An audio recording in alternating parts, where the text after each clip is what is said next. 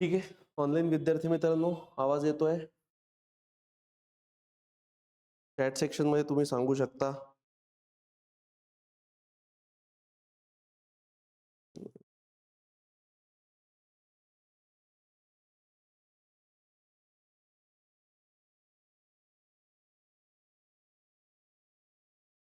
ठीक आहे, चला तर सुरू करूया आजच्या लेक्चरला.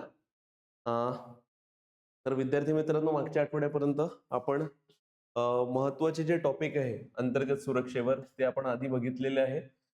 दहशतवाद काय आहे, नक्षलवादाची समस्या काय आहे, मग जे आपलं हे म्हणतो की ऑर्गनाइज क्रिमिनल नेटवर्क काय असतात, ठीक आहे, संघटित गुन्हेगारी काय आहेत.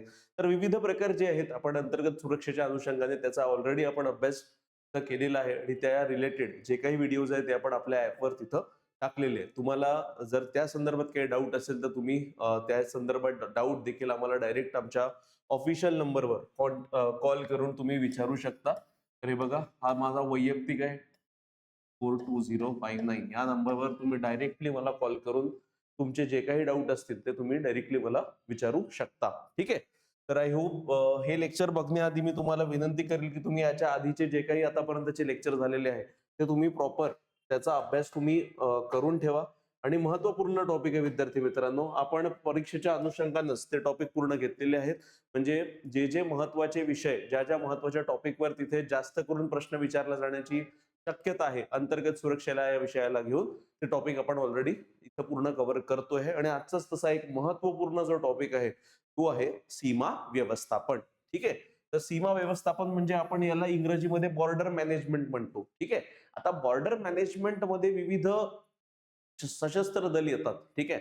तर म्हणजे त्याच्यामध्ये BSF येतं, बॉर्डर सिक्युरिटी फोर्स येते, ITBP येतं, Indo Tibetan border police force येतं, आसाम रायफल्स येतं. तर विविध ज्या भारताची सीमा ज्या विविध देशांना लागून आहे त्यामध्ये भूसीमा देखील आली आणि आपली सागरी सीमा देखील आली. तर मुख्यत्वे भूसीमा जी आहे ती भारताला 15,000 किलोमीटरच्या जवळपास भूसीमा लाभलेली आहे. आणि भारत हा जवळपास 7 देशांसोबत आपली सीमा भूसीमा त्याला लागून आहे. आणि त्याच पद्धतीनं आपली सागरी सीमा देखील जी आहे जवळपास 11,000 किलोमीटरची सागरी सीमा भारताला लाभलेली आहे.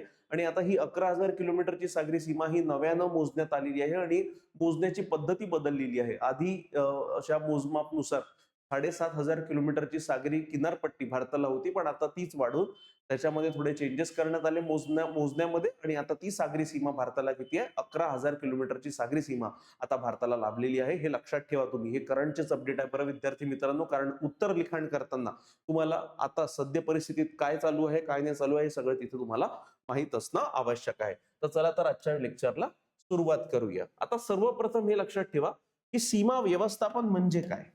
सीमा व्यवस्थापन म्हणजे काय, तर त्याआधी थोडं भारताच्या सीमेबद्दल किंवा भारताची जी भौगोलिक सीमा आहे, आपलं जे लोकेशन आहे त्या अनुषंगाने थोडी माहिती तिथं जाणून घेऊया. आता एकंदरीत जर तुम्ही भारताचा तिथं भारताची भौगोलिक रचना जर तुम्ही बघितली तर भारताच्या वरती म्हणजे नॉर्थ कडे किंवा पूर्वेकडे तर भारताला काय एक नॅचरल सीमा लाभलेली आहे. नॅचरल म्हणजे काय, तर नैसर्गिक सीमा लाभलेली आहे. तर ही नैसर्गिक सीमा कोणती आहे, तर भारत आणि तिबेट या दोघांमध्ये मोठा हिमालय उभा आहे विद्यार्थी मित्रांनो. तर हिमालय काय, तर हिमालय एक प्रकारे म्हणू शकतो ही आपण नैसर्गिक सीमा आहे, म्हणजे नॅचरली तयार झालेली एक सीमा आहे. तर हिमालय एक तिथे आपण म्हणू शकतो एक मोठी आपल्याला भारताला एक सीमा लाभलेली आहे. त्यानंतर जर आता बाकीचे जर आपण देश बघितले आपल्या अलीकडले, तर भारत पाकिस्तानची सीमा तिथं आहे, तिथे इंटरनॅशनल बॉर्डर आहे, आंतरराष्ट्रीय सीमा ज्याला म्हणू शकतो, जी दोन्ही देशांना मान्य आहे. अशी सीमा जी असते त्याला आंतरराष्ट्रीय बॉर्डर म्हणतात किंवा इंटरनॅशनल बॉर्डर म्हणतात. उदाहरण द्यायचं गेलं तर राजस्थानची जी सीमा आहे, पंजाबची जी सीमा आहे, गुजरातची काही सीमा आहे, तर ही जी सीमा आहे ही पाकिस्तानला देखील मान्य आणि भारताला देखील मान्य आहे. तर अशा ज्या सीमा असतात त्या दोन्ही देशांना मान्य असतात, अशा सीमांना आंतरराष्ट्रीय सीमारेषा म्हणतात किंवा इंटरनॅशनल बॉर्डर म्हणतात. तसंच उदाहरण घ्यायला गेलं तर तुम्हाला LOC माहित असेल, line of control, LOC, LAC, line of actual control. तर इंडिया पाकिस्तान मधली जी सीमारेषा आहे, जी दोन्ही म्हणजे डिस्प्यूट आहे, झगडा आहे दोन्ही देशांचा, तर अशा सीमारेषेला तात्पुरता काय केलेलं आहे, एक नाव दिलेलं आहे, त्याचं नाव आहे LOC, लाईन ऑफ कंट्रोल. तर ती सीमारेषा ती आंतरराष्ट्रीय सीमारेषा नाही आहे, कारण त्या सीमारेषेला घेऊन अजून देखील वाद आहे दोन्ही देशांमध्ये. फक्त तात्पुरता एक समझोता करण्यात आलेला आहे, करार करण्यात आलाय की जोपर्यंत त्याचा न्याय निवाडा होणार नाही तोपर्यंत ही सीमारेषा मानण्यात यावी. मग त्यानंतर्गत जर काही जे झालं म्हणजे टॉक झाले, काही वार्तालाप झाला, त्या अंतर्गत जर काही तोडगा निघाला तर ठीक, पण तोपर्यंत ती सीमारेषा मानण्यात येईल की ही सीमारेषा काय, तात्पुरती सीमारेषा आहे. म्हणजे एलओसी काय, तर ही तात्पुरती सीमारेषा, ही परमनंट सीमारेषा नाही आहे. त्याच पद्धतीनं भारत आणि चीनमध्ये जर बघायला गेलं तर एलएसी आहे, लाईन ऑफ ऍक्च्युअल कंट्रोल. लद्दाखला जी सीमा लागून आहे अक्साई चीनला, तर ती काय आहे, एलएसी आहे, म्हणजे लाईन ऑफ ऍक्च्युअल कंट्रोल. तर विद्यार्थी मित्रांनो, ती देखील काय, ती देखील तात्पुरती सीमा आहे, परमनंट सीमा नाही आहे. म्हणजे परमनंट सीमा जर असेल तर त्याला इंटरनॅशनल बॉर्डर म्हणतात, आणि तात्पुरती सीमा असेल तर त्याला अशी नावं देण्यात येतात, एलओसी, एलएसी अशा प्रकारचे. तर आता सीमा व्यवस्थापन काय आहे ते थोडक्यात आपण बघून घेऊया. भारताला प्रामुख्याने नैसर्गिक सीमा लाभली आहे. जसं मी म्हटलं, हिमालय काय आहे, तर भारताला लाभलेली सर्वात मोठी नैसर्गिक सीमा. ठीक आहे, तरी देखील काही बाजूंनी भारत हा इतर राष्ट्रांची जमिनी सीमा जोडलेला आहे. ठीक आहे, आता याच्यामध्ये भारत एकूण 7 राष्ट्रांना 15,200 किलोमीटरच्या भूसीमेने जोडलाय. किती? 15,200. बघा, एक्झॅक्ट आकडे नाही जरी माहित असले तरी चालतात, पण अंदाजे तुम्हाला माहित असलं पाहिजे, जवळपास 15,000 किलोमीटरची भारताची काय आहे, भूसीमा आहे. आणि सागरी सीमा किती आहे, किंवा याला तटीय सीमा देखील म्हणतात, तर ही आहे 11,098 किलोमीटरची इतकी सागरी सीमेची लांबी आहे. पहिले किती होती, 7,500, पण नवीन पद्धतीनं आपली सागरी सीमा आता मोजण्यात येत आहे, आली आहे, आणि त्यानुसार सध्या आता सागरी सीमा किती आहे, तर 11,098 किलोमीटर. भारत आणि चीनच्या दरम्यान जी सीमारेषा आहे त्याला म्हणतात मॅकमोहन रेषा. जसं अरुणाचल प्रदेश आणि तिबेट यांच्यामधली जी सीमा आहे, ती सीमा जी आखून देण्यात आली होती, ती कोणी आखली होती, तर मॅकमोहन नावाचा एक अधिकारी होता, त्यांनी आखली होती. म्हणून त्याच्या नावावरून त्या रेषेला काय म्हणतात, तर मॅकमोहन रेषा म्हणतात. तर भूतान, नेपाळ आणि म्यानमार यांच्याशी लागून असलेली सीमा हिमालयाच्या पर्वतरांगांनी विभागलेली आहे. तर हे लक्षात ठेवा. कोणते कोणते देश? भूतान, नेपाळ आणि म्यानमार यांच्या सोबतची आपली जी सीमा आहे, त्या सीमेवरूनच काय जातोय, तर हिमालय जातोय. म्हणजे एक प्रकारची नैसर्गिक सीमा तिथे हिमालयानं तिथं तयार केलेली आहे. त्यानंतर त्याच वेळी भारत आणि अफगाणिस्तान यांच्यातली जी सीमा आहे ती डुरंड रेषा म्हणून ओळखली जाते. ठीक आहे, आणि पाकिस्तान तसेच आताचे बांगलादेश यांच्यात 1947च्या फाळणीनंतर ज्या ब्रिटिश अधिकाऱ्यांनी सीमारेषा बनवली होती, त्या ब्रिटिश अधिकाऱ्याचं नाव होतं रॅडक्लिफ, म्हणून त्या रेषेला म्हणतात रॅडक्लिफ रेषा. आता बघा, जास्त करून आपण जेव्हा भारताच्या भूसीमेचा उल्लेख होतो, विद्यार्थी मित्रांनो, तुम्हाला माहित असेल की भारत चायना सोबत सीमा शेअर करतो. म्हणजे भारताची जी भूसीमा आहे चीनला लागून आहे, भूतानला लागून आहे, नेपाळला लागून आहे, पाकिस्तानला तर लागून आहे, बांगलादेशला लागून आहे, आणि म्यानमारला लागून आहे. पण भारताची एक छोटीशी वरती, जो जम्मू अँड काश्मीरचा एकदम वरचा टोक आहे, त्या टोकावरच थोडीशी सीमा 106 किलोमीटरची अफगाणिस्तानला देखील लागून आहे. म्हणजे काय, तर भारत अफगाणिस्तान सोबत काय करतो, सीमा शेअर करतो, किंवा आपली सीमा अफगाणिस्तानला देखील लागून आहे. पण जो जम्मू अँड काश्मीरच्या भागाबद्दल मी बोलतोय, तो जम्मू अँड काश्मीरचा भाग अवैध पद्धतीनं पाकिस्ताननं आपल्याकडून गिळंकृत केलेला आहे, आणि त्याला पाकिस्तान ऑक्युपाइड काश्मीर म्हणतात. आणि त्या अनुषंगाने देखील भारत सरकार, भारताच्या लष्कराचे प्रयत्न चालू आहे की लवकरात लवकर हा भाग भारतामध्ये कसा समाविष्ट करून घ्यायचा. ठीक आहे, इतक्या प्रचंड प्रमाणात आता बघा, म्हणजे कसं की एवढी मोठी सीमा आहे. ठीक आहे, जवळपास 15,000 किलोमीटरची भूसीमा आणि जवळपास 11,000 किलोमीटरची तटीय सीमा किंवा सागरी सीमा आहे. तर इतक्या प्रचंड प्रमाणात असलेल्या सीमेचे संरक्षण करणे हे भारतीय संरक्षण यंत्रणेसमोरील सर्वात मोठे आव्हान आहे. ठीक आहे, तर भारतीय सीमेला लागून असलेले राष्ट्र त्यांचे विस्तारवादी धोरण, ठीक आहे, सीमापार दहशतवादी कृती तसेच अवैध घुसखोरी, यातून सीमा व्यवस्थापन हा भारत सरकारच्या समोरील एक आव्हानात्मक मुद्दा ठरलेला आहे. बघा, कोणते कोणते मुद्दे विद्यार्थी मित्रांनो? पहिले म्हणजे की इतक्या 7 देश आहे, 7 देशाला भारताची भूसीमा लागलेली आहे, आणि बाकीचे देशांचं उदाहरणार्थ भारत श्रीलंका, भारत मालदीव्स, ठीक आहे, किंवा भारत पाकिस्तान आणि भारत बांगलादेश यासोबत भारत काय सागरी सीमा देखील काय करतो, शेअर करतो. तर सागरी सीमा तर आहेच आहे, आणि भूसीमा देखील लागलेली आहे. तर यामध्ये आपल्याला प्रॉब्लेम कोणते कोणते आहे, की काही देश जे भारताचे शेजारील राष्ट्र आहे, त्यांच्यापैकी काही देशांचं धोरण कोणतं आहे, विस्तारवादी धोरण आहे. म्हणजे ज्याला आपण म्हणतो एक्सपान्शनिस्ट पॉवर. आता एक्सपान्शनिस्ट पॉवरचा जर जेव्हाही उल्लेख करतो विद्यार्थी मित्रांनो, तर या एक्सपान्शनिस्ट पॉवर मध्ये पहिला नाव येतं चीनचं. कोणाचं नाव येतं? चीनचं, किंवा ज्याला आपण चायना देखील म्हणतो. तर चायनाचा उद्देश काय? चायनाचा उद्देश आहे की त्याला स्वतःची सीमा वाढवायची आहे. म्हणून चायना, बघा, चायना हा जगातील एकमात्र असा देश आहे की त्या देशाचा झगडा प्रत्येक त्याच्या शेजारील राष्ट्रांसोबत चालू आहे. प्रत्येक राष्ट्रांसोबत, इव्हन रशियासोबत त्याचे चांगले संबंध असताना देखील रशियासोबत देखील त्याचा झगडा चालू आहे. ठीक आहे, कशाला घेऊन? सीमेला घेऊन. तर या पद्धतीत चायनाचा उद्देश काय आहे की स्वतःचा साईज वाढवणं, पण भारताचा तसा कोणताच उद्देश नाही. म्हणजे असे जे देश असतात त्या देशांचं धोरण स्वतःची सीमा वाढवणं असते, अशा धोरणांना म्हणतात विस्तारवादी धोरण, एक्सपान्शनिस्ट पॉवर. की चायनाचा अजूनही ही बेत आहे की त्याला एक्सपांड करायचं आहे. म्हणून बघा, चायना परत परत क्लेम करतो की अरुणाचल प्रदेश माझा आहे. आता काही दिवसांपूर्वीच भारताचा एक युट्यूबर मला नाव त्याचं आठवत नाही एक्झॅक्टली, पण तो युट्यूबर चीनमध्ये फिरायला गेला होता आणि त्याच्या काही व्हिडिओमध्ये त्यांनी म्हटलं असेल की अरुणाचल प्रदेश हा भारताचा अविभाज्य भाग आहे. तर एवढ्या बोलण्यावरूनच त्याला चायनाच्या एअरपोर्टवर तब्बल 16 ते 18 तास त्याला अडवून ठेवलं होतं. त्याची पूर्ण कसून चौकशी करण्यात आली आणि त्यानंतर त्याला सोडण्यात आलं. त्याच पद्धतीनं अजून एक प्रकरण काही दिवसांआधी झालेलं होतं की तिथे एक अरुणाचल प्रदेशची मुलगी लंडनवरून तिथे जात होती. तर ती चायनामध्ये ती उतरली, तिचा प्लेन उतरलं, तर तिथे तिला अरुणाचल प्रदेशची असल्या कारणानं तिथे तिला डिटेन करण्यात आलं. म्हणजे तिथं तिला 2 दिवस थांबवण्यात आलं. तर अशा पद्धतीचे कुरापती चायनाकडनं होतच राहतात आणि चायना सतत क्लेम करतोय की अरुणाचल प्रदेश हा चायनाचा अविभाज्य घटक आहे. पण हे चुकीचं आहे विद्यार्थी मित्रांनो. अरुणाचल प्रदेश हा भारताचा अविभाज्य अंग आहे आणि कोणत्याही परिस्थितीत चायना त्याच्यावर क्लेम करू शकत नाही. भारताची भूमिका रोकटोक भूमिका आहे आणि कडक भूमिका भारतानं चीनला देखील स्पष्टपणे सांगितलेली आहे. पण तरी देखील विस्तारवादी धोरण आहे. त्याच पद्धतीनं जम्मू आणि काश्मीर मधला अक्साई चीनचा भाग असू द्या, तो तर 1962च्या युद्धानंतरच त्यांनी बळकावलेला आहे. अजून देखील सोडायचं नाव चायना घेत नाही आणि छोटे छोटे एरिया मधामधात चायना सतत क्लेम करत असतो की हा आमचा भाग आहे, हा आमचा भाग आहे. म्हणून एक प्रकारे म्हणू शकतो की हे जे धोरण आहे चीनचं, याला म्हणतात विस्तारवादी धोरण. त्यानंतर सीमापार दहशतवादी कृती. आता यासाठी सर्वात प्रमुख देश जो आहे तो आहे पाकिस्तान. की ज्या पद्धतीनं आपण बघितलं, या दहशतवादाच्या टॉपिकवर देखील आपण त्याचं विश्लेषण केलेलं आहे की कशा पद्धतीनं पाकिस्तान पुरस्कृत दहशतवाद तिथं भारतामध्ये केला जातो आणि तिथं सरकारी संघटना असू द्या किंवा गैर सरकारी संघटना असू द्या, यांचा पाठबळ देखील या दहशतवादी संघटनांना आहे. तर ही दहशतवादाची जी कृती आपल्या सीमेपलीकडून होते, त्यामध्ये पाकिस्तान असू द्या, बांगलादेश असू द्या किंवा नेपाळ असू द्या किंवा चीन असू द्या, तर याच्यापासून देखील भारताच्या अंतर्गत सुरक्षेला फार मोठा धोका आहे. आणि हा जर धोका कमी करायचा असेल तर आपल्याला आपलं सीमा व्यवस्थापन उत्तम पद्धतीनं करणं, राबवणं फार आवश्यक आहे. त्यानंतर तसेच अवैध घुसखोरी, यातून सीमा व्यवस्थापन हा भारत सरकारच्या समोरील एक आव्हानात्मक मुद्दा बनलेला आहे. तर शेवटला टॉपिक कोणता आहे? अवैध घुसखोरी, इल्लीगल इमिग्रंट. जसं आता बांगलादेशी लोक खूप जास्त प्रमाणात भारताच्या ईशान्य भारतामध्ये तिथं आलेले आहे आणि ते वस्ती करत आहेत. त्या कारणानं आसाममध्ये बघा, आसाममध्ये आता रिसेंटली कर्बी आंगलॉंग नावाचा एक जिल्हा आहे. आपण याआधी ईशान्य भारताचे जे प्रॉब्लेम्स आहेत त्यावर देखील एक व्हिडिओ बनवलेला आहे. त्यामध्ये मी देखील तुम्हाला सांगितलं होतं की आसाममध्ये कर्बी आंगलॉंग हा जो जिल्हा आहे, यामध्ये देखील विस्थापित झालेले बांगलादेशी लोक तिथं राहतात. तर त्यांना घेऊन देखील काय, आता अजून तिथे विद्रोह किंवा एक प्रकारे म्हणू शकतो हिंसक घटना तिथं घडतच असतात.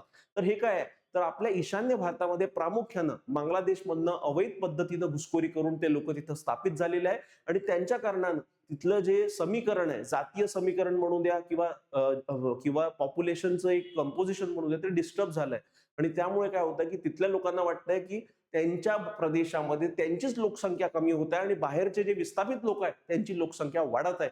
या कारणामुळे काय, तिथं सतत अस्थिरता तिथे आपल्या भागामध्ये, ईशान्य भारतामध्ये तिथं बघायला मिळते. तर ती कशामुळे? अवैध घुसखोरीमुळे. आणि याच्यामध्ये तर आता संपूर्ण भारतभरातून विविध घटना किंवा विविध तिथं आपल्याला न्यूज ऐकायलाच मिळतात की कशा पद्धतीनं अवैध पद्धतीनं बांगलादेशातून जे लोक आलेले आहेत ते भारताच्या विविध भागात स्थायिक झालेले आहेत आणि त्यांना तिथं आता काढण्याचं काम सुरू आहे.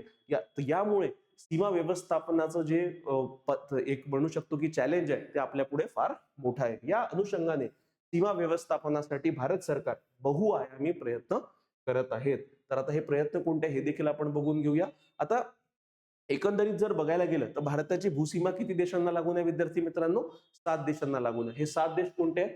एक पाकिस्तान, चीन, नेपाळ, भूतान, बांगलादेश, म्यानमार आणि अफगाणिस्तान. यामधले सर्वात मोठी भारताची भूसीमा जी भारत शेअर करतो ती करतो बांगलादेश सोबत, आणि सर्वात लहान जी आपली भूसीमा आहे जी आपण शेअर करतो ती करतो अफगाणिस्तान सोबत. हे लक्षात ठेवा, कारण यावर देखील एमपीएससी पूर्व परीक्षेत तुम्हाला प्रश्न विचारल्या जाऊ शकतो. त्यानंतर बघूया, या देशामध्ये बांगलादेश, म्यानमार आणि पाकिस्तान सोबत आपण भूसीमाही शेअर करतो आणि सागरी सीमाही शेअर करतो. कोणते देश?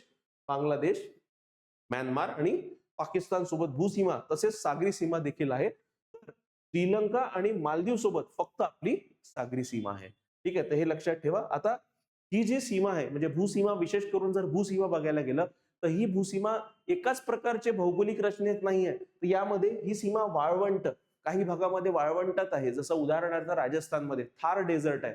या थार डेझर्ट मधून काय जाते, सीमारेषा जाते पाकिस्तान आणि भारताची. त्यानंतर सुपीक जमीन आहे काही ठिकाणी, पंजाबच्या भागामध्ये असू द्या किंवा गुजरातच्या काही भागात असू द्या, तर इथं सुपीक जमिनीतून सीमारेषा जाते. त्यानंतर दलदलीची ठिकाणे काही ठिकाणी, गुजरातचा काही भाग असू द्या, त्या भागामध्ये दलदलीचं प्रमाण आपण बघायला मिळतं. तर बर्फाच्छादित शिखरे, ठीक आहे, जम्मू अँड काश्मीरचा जो रिजन आहे तिथं हिमालयाचे डोंगर पर्वतरांगा आहे, तर तिथं भारताची सीमा तिथून जाते. आणि उष्णकटिबंधीय सदाहरित जंगले म्हणजे rain forest, evergreen rain forest. जर आपण ईशान्य भारताकडे बघितलं तर ईशान्य भारतामध्ये म्यानमार सोबतची जी आपली सीमा आहे त्यामध्ये प्रामुख्याने तुम्हाला हे सदाहरित वने, इथं जंगले आढळतात आणि त्या भागातनं देखील भारताची सीमा इथं जाते, म्हणजे सीमा आपण शेअर करतो. तर अशा विविध प्रकारच्या भूभागांमधून आपली सीमा जाते. म्हणजे विचार करा की दलदलीय प्रदेश असू द्या, काही काही ठिकाणी तर नदी आहे. उदाहरणार्थ आसाम मधून जी ब्रह्मपुत्रा नदी जाते, त्या ब्रह्मपुत्रा नदीमध्ये वर देखील काय, तिथून देखील आपली एक सीमा बांगलादेश सोबत आपण शेअर करतो. तर त्या अनुषंगाने असू द्या किंवा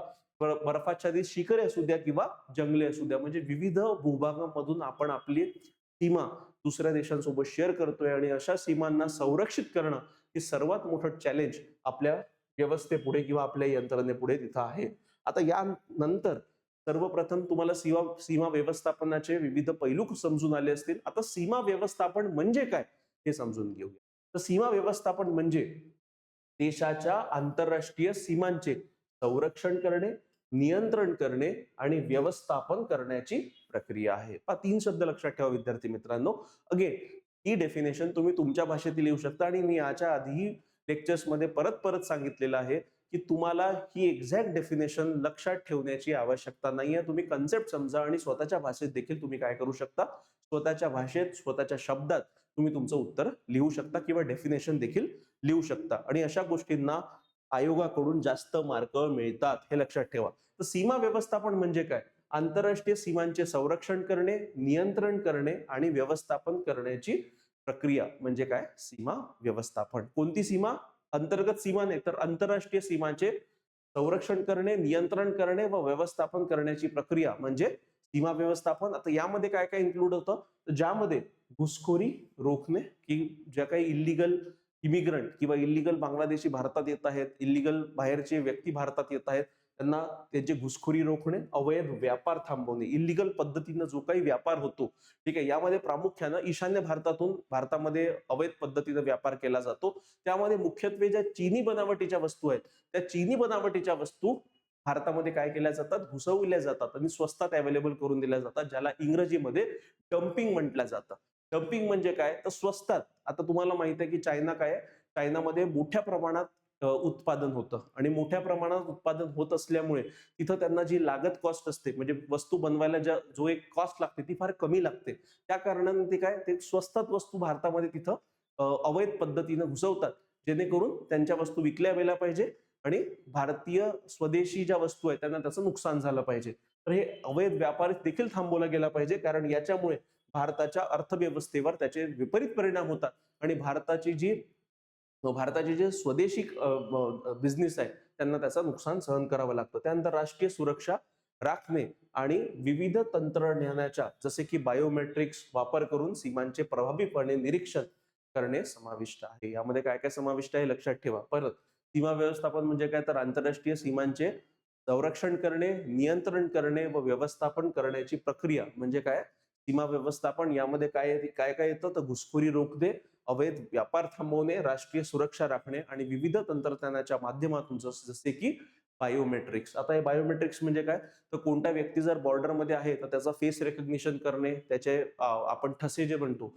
अंगठ्याचे वगैरे ते रेकग्निशन करणे किंवा आपल्या डोळ्याच्या ज्या हे असतात आयरिस असतात त्याचं स्कॅनिंग करणे. अशा पद्धतीने आपण आयडेंटिफाय करू शकतो की स्पेसिफिक व्यक्ती भारतीय आहे की नाही आहे. तर वापर करून सीमांचे प्रभावीपणे निरीक्षण करणे समाविष्ट आहे. आता तुम्हाला माहित असेल की आता पहिले काय व्हायचं ना, पहिले ज्या सीमा असायच्या त्या सीमावर फक्त कुंपण टाकलं जायचं आणि त्या कुंपणाच्या माध्यमातून प्रोटेक्ट केलं जायचं. पण आता कसं आहे, आता विज्ञान व तंत्रज्ञानाचं युग आहे. तर या विज्ञान व तंत्रज्ञानाच्या युगामध्ये आता स्मार्ट फेन्सिंगचा एक प्रकार आलाय.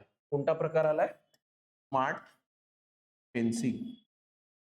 स्मार्ट फेन्सिंग, फेन्स म्हणजे जाळी लावणे किंवा कुंपण तयार करणे.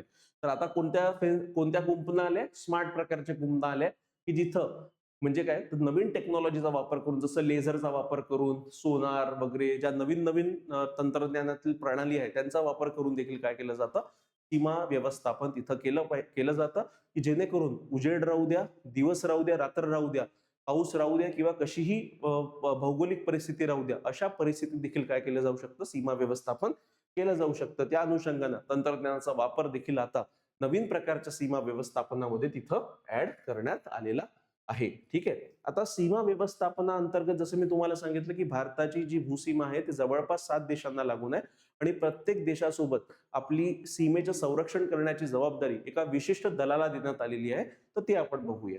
आता सीमा सुरक्षित ठेवण्यासाठी भारत सरकारचा एक उपक्रम आहे, एक सीमा सुरक्षा दल. One border guarding force. एक बॉर्डर असेल तर एका बॉर्डरवर एका सीमा सुरक्षा दलाला जबाबदारी देण्यात आलेली आहे. तर हे भारत सरकारचं धोरण आहे.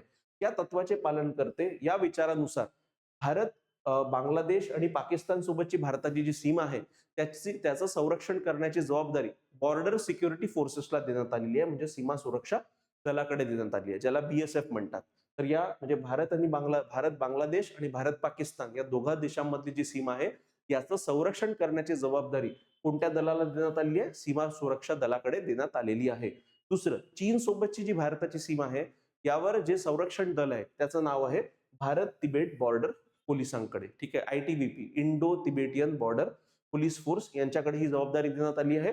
म्हणजे Indo Tibetan border police force हे भारत आणि चीनची जी सीमा आहे तिथे भारताची सीमा संरक्षित करतात. तिसरं, नेपाळ व भूतान सोबतची जी भारताची सीमा आहे या सीमेवर सशस्त्र सीमा बल SSB ही हे बेसिकली काय, हे एक सुरक्षा दल आहे. सशस्त्र सीमा बलाकडे जबाबदारी देण्यात आलेली आहे भारत आणि नेपाळ आणि भारत आणि भूतानची सीमा सुरक्षित ठेवायची. आणि चौथं म्हणजे म्यानमार सोबतची जी आपली सीमा आहे याची जबाबदारी कोणाला देण्यात आली आहे? आसाम रायफल्सकडे देण्यात आलेली आहे. म्हणजे बघा, भारताचं धोरण काय, भारत सरकारचं एक सीमा सुरक्षा दल, म्हणजे एका सीमेवर एकच सीमा सुरक्षा दल असेल. त्या पद्धतीनं जर बघायला गेलं तर बांगलादेश आणि पाकिस्तानसाठी एकच सीमा सुरक्षा दल आहे, ते म्हणजे बॉर्डर सिक्युरिटी फोर्स. आणि चीन सोबत ITBP, भूतान आणि नेपाळसाठी सशस्त्र सीमा बल आणि म्यानमारसाठी आसाम रायफल्स. तर हे ज्या संरक्षण दल आहे, हे संरक्षण दल विविध ज्या भारताच्या सीमा विविध देशांना ज्या लागून आहे त्याचं हे काय करतात, तिथं सीमा व्यवस्थापन सांभाळतात. ठीक आहे. आता या व्यतिरिक्त भारताच्या ज्या मी तुम्हाला सांगितलं की दोन अजून सीमा आहे की ज्या सीमा टेम्पररी आहे, म्हणजे तात्पुरती आहे.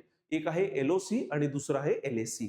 LOC म्हणजे काय, तर लाईन ऑफ कंट्रोल, आणि LAC म्हणजे काय, तर लाईन ऑफ ऍक्च्युअल कंट्रोल.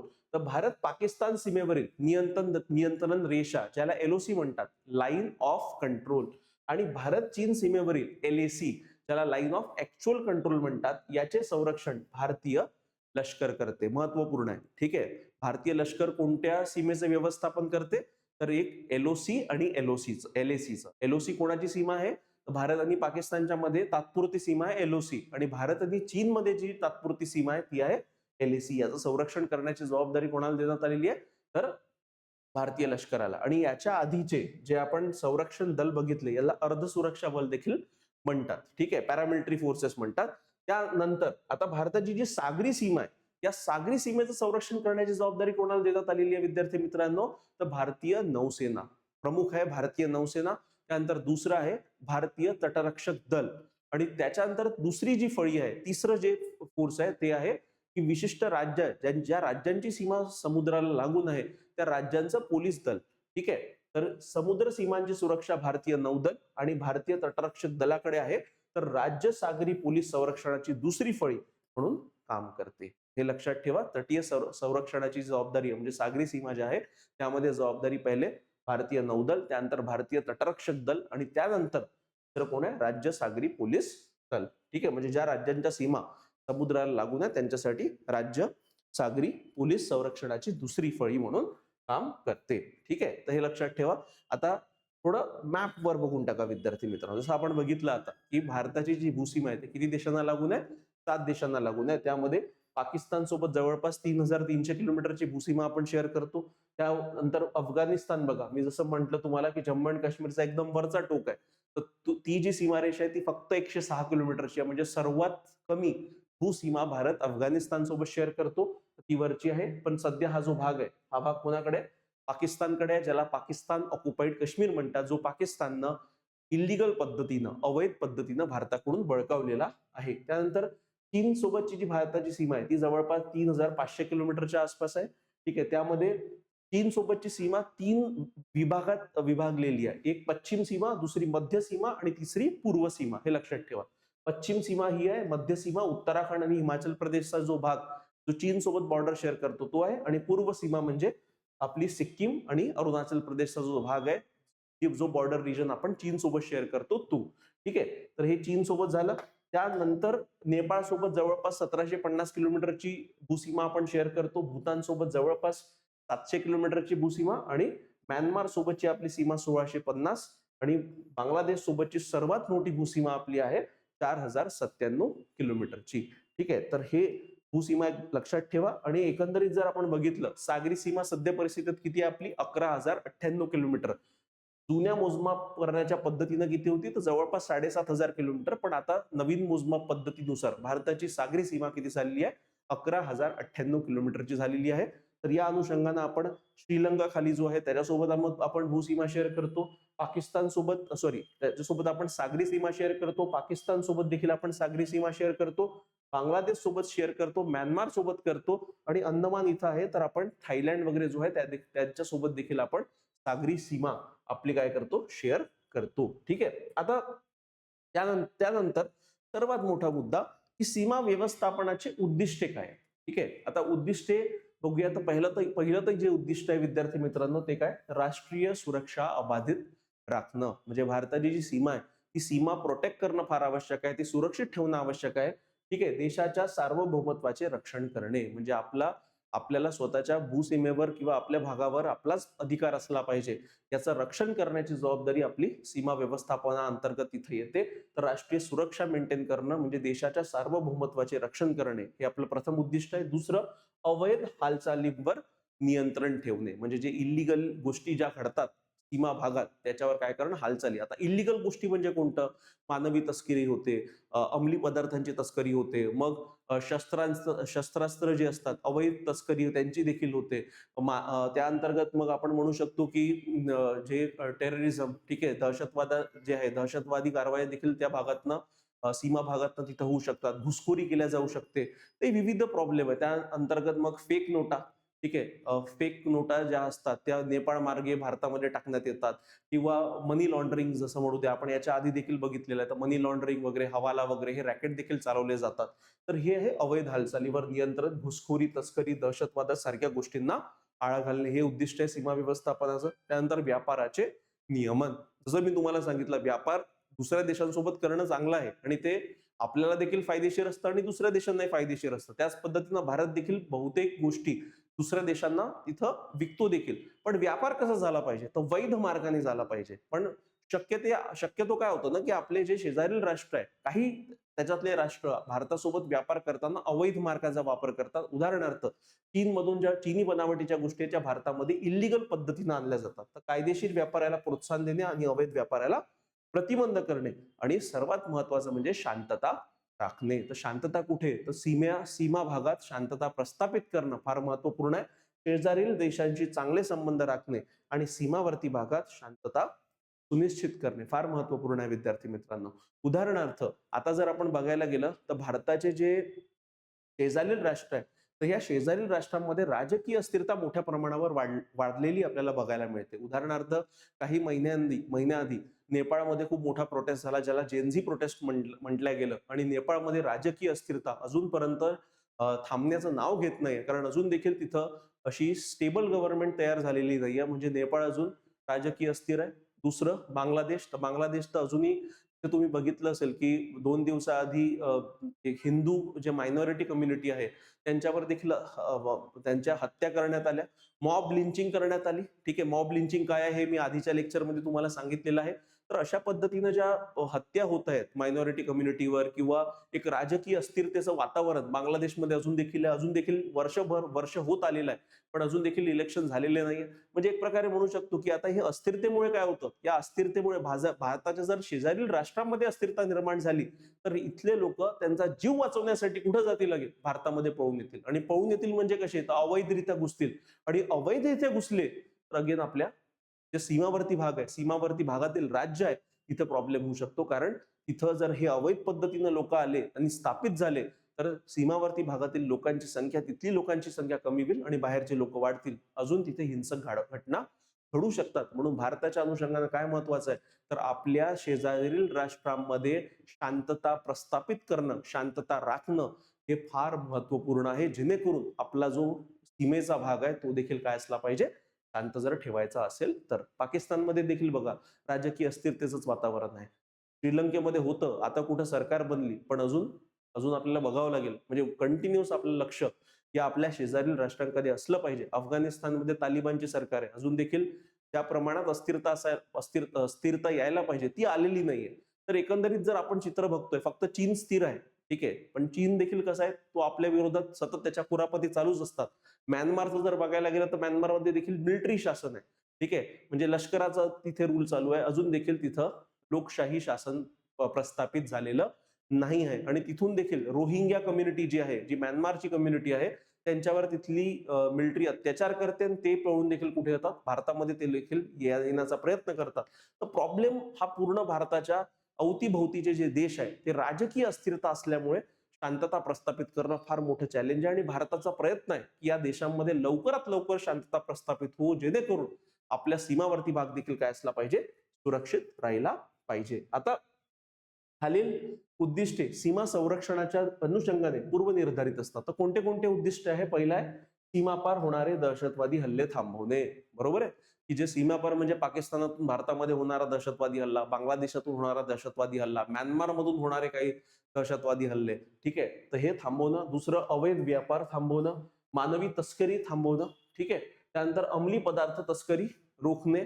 आता अंमली पदार्थांचं तुम्हाला माहित असेल की जसं मी तुम्हाला सांगितलं आहे की भारताच्या एकीकडे गोल्डन क्रेसेंट आणि एकीकडे गोल्डन ट्रायंगल, हे जे दोन हब आहे, म्हणजे अंमली पदार्थांचे सर्वात मोठे उत्पादक भाग आहे, हे भारताच्या दोन्ही भागाला आहे. एक पश्चिमेला आहे आणि एक पूर्वेला आहे.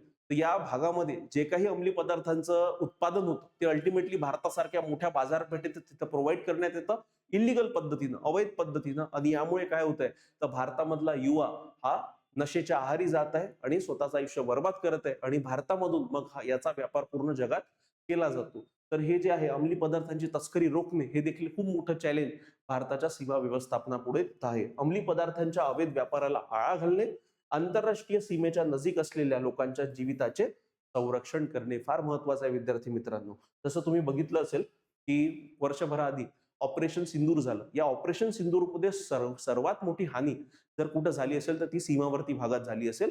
आणि त्यामध्ये विशेष करून पाकिस्तानच्या साईडने झाली आणि भारताच्या साईडने झाली, ठीक आहे. तर भारताच्या साईडनं काय, तर जे भारताच्या साईडनं किंवा बॉर्डर साईडनं जे लोक राहतात, त्यांच्या घरावर तिथं मिसाईल्स डागण्यात आले, दारूगोळा फेकण्यात आला, गन फायरिंग करण्यात आली. तर त्यांचं जीविताचे संरक्षण करणे देखील सीमा व्यवस्थापना अंतर्गत तिथं येतं. तसेच एकंदरीत सीमा भागातील कायदा व सुव्यवस्था अबाधित ठेवणे हे फार महत्वाचे. या सगळ्या गोष्टी सीमा व्यवस्थापना अंतर्गत त्याच्या उद्दिष्टांमध्ये येतात, हे लक्षात ठेवा.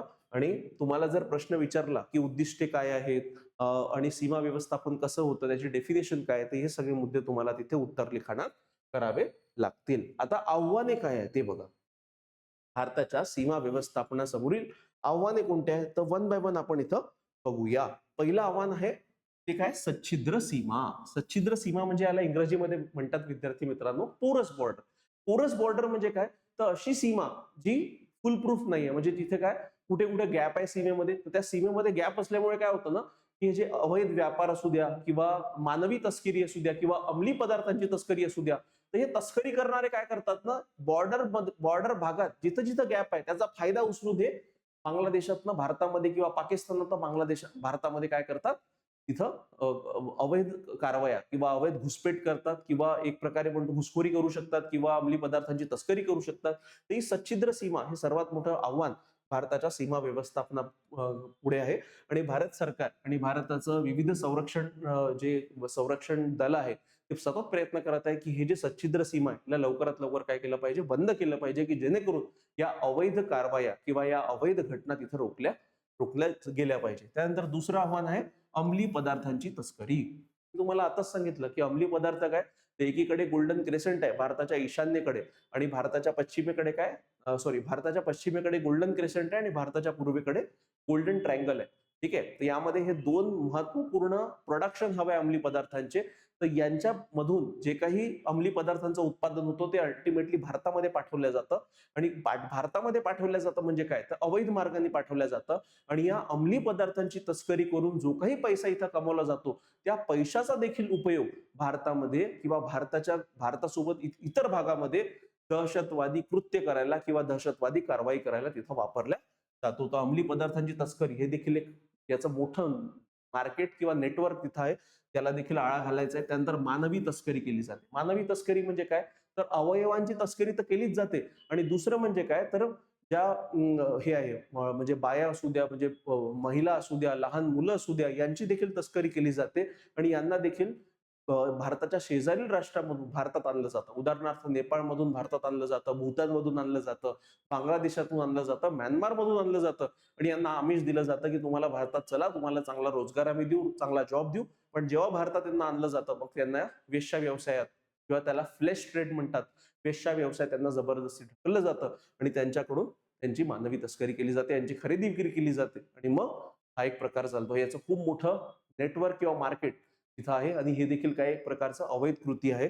तर हे देखील एक आव्हान आहे. त्यानंतर भौगोलिक दृष्ट्या अडचणीचे भूरूपे. जसं मी तुम्हाला सांगितलं की भारताची जी सीमा आहे ती सीमा काही फक्त एक साध्या जमिनीवर नाहीये. तर कुठे कुठे ती सीमा जी आहे ती नदीमधून जाते, कुठे कुठे ती सीमा दलदलीय प्रदेशातून जाते, कुठे कुठे ती सीमा बर्फाच्छादित प्रदेशातून जाते. म्हणजे हिमालय जो आहे तिथे देखील सीमा आहे, कुठे कुठे एकदम घनदाट जंगल आहे अशा भागातून देखील सीमा जाते. आता जिथे अशा प्रकारचे विविध प्रकारचे भूरूपे आहे तिथं सीमा व्यवस्थापन करणं एक प्रकार त्याच्यातलंच एक सर्वात मोठं चॅलेंज बनून जाते विद्यार्थी मित्रांनो. म्हणून हे देखील खूप मोठं आव्हान आहे.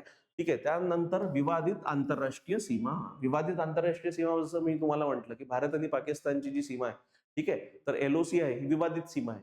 ठीक आहे. आता एलओसी जे आहे, लाईन ऑफ कंट्रोल, हे 1947-48 जेव्हा युद्ध झालं होतं तेव्हा ही एलओसीची निर्मिती करण्यात आली होती आणि याला ऑफिशियल कधी करण्यात आलं, ऍक्सेप्ट कधी करण्यात आलं, त्याला ऍक्सेप्ट करण्यात आलं शिमला कराराअंतर्गत. शिमला कराराअंतर्गत भारत आणि पाकिस्ताननी मान्य केलं की एलओसी काय आहे, तात्पुरती सीमारेषा आपली राहील.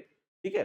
तर तशा पद्धतीनं ही विवादित सीमा भारताची पाकिस्तान सोबत आहे, भारताची चीन सोबत आहे. जसं मी म्हटलं की चीन सतत दावा करतो की अरुणाचल प्रदेश हा माझा हिस्सा आहे. ठीक आहे. आणि भारत देखील जो अक्साई चीनचा हिस्सा आहे, भारत देखील त्याच्यावर दावा करतो की हा आमचा हिस्सा आहे म्हणून.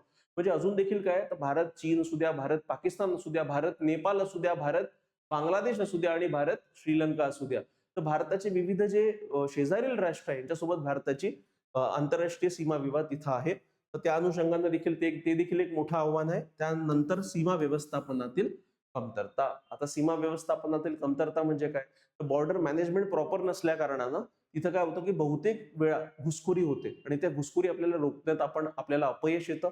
तर अपयशाचे कारण विविध आहेत. जसं एक प्रमुख कारण आपण म्हणू शकतो की जे बॉर्डर संरक्षण प्रणाली आपल्याकडे असायला पाहिजे, म्हणजे ज्या टेक्नॉलॉजीचा वापर जेवढ्या प्रमाणात व्हायला पाहिजे तेवढ्या प्रमाणात केला जात नाही. त्यानंतर दुसरं कारण असू शकतं की आपल्याकडे मनुष्यबळ जे आहे त्या मनुष्यबळाची कमतरता देखील आहे किंवा बॉर्डर रिजन मध्ये जेवढे पोलीस फोर्सेस किंवा जेवढे संरक्षण दलाचे अधिकारी असायला पाहिजे तेवढे राहत नाही. म्हणजे विविध कारण आहे. तर ती कमतरता आहे. ठीक आहे. इंटिग्रेटेड एकसंध मॅनर मध्ये काम केलं जात नाही.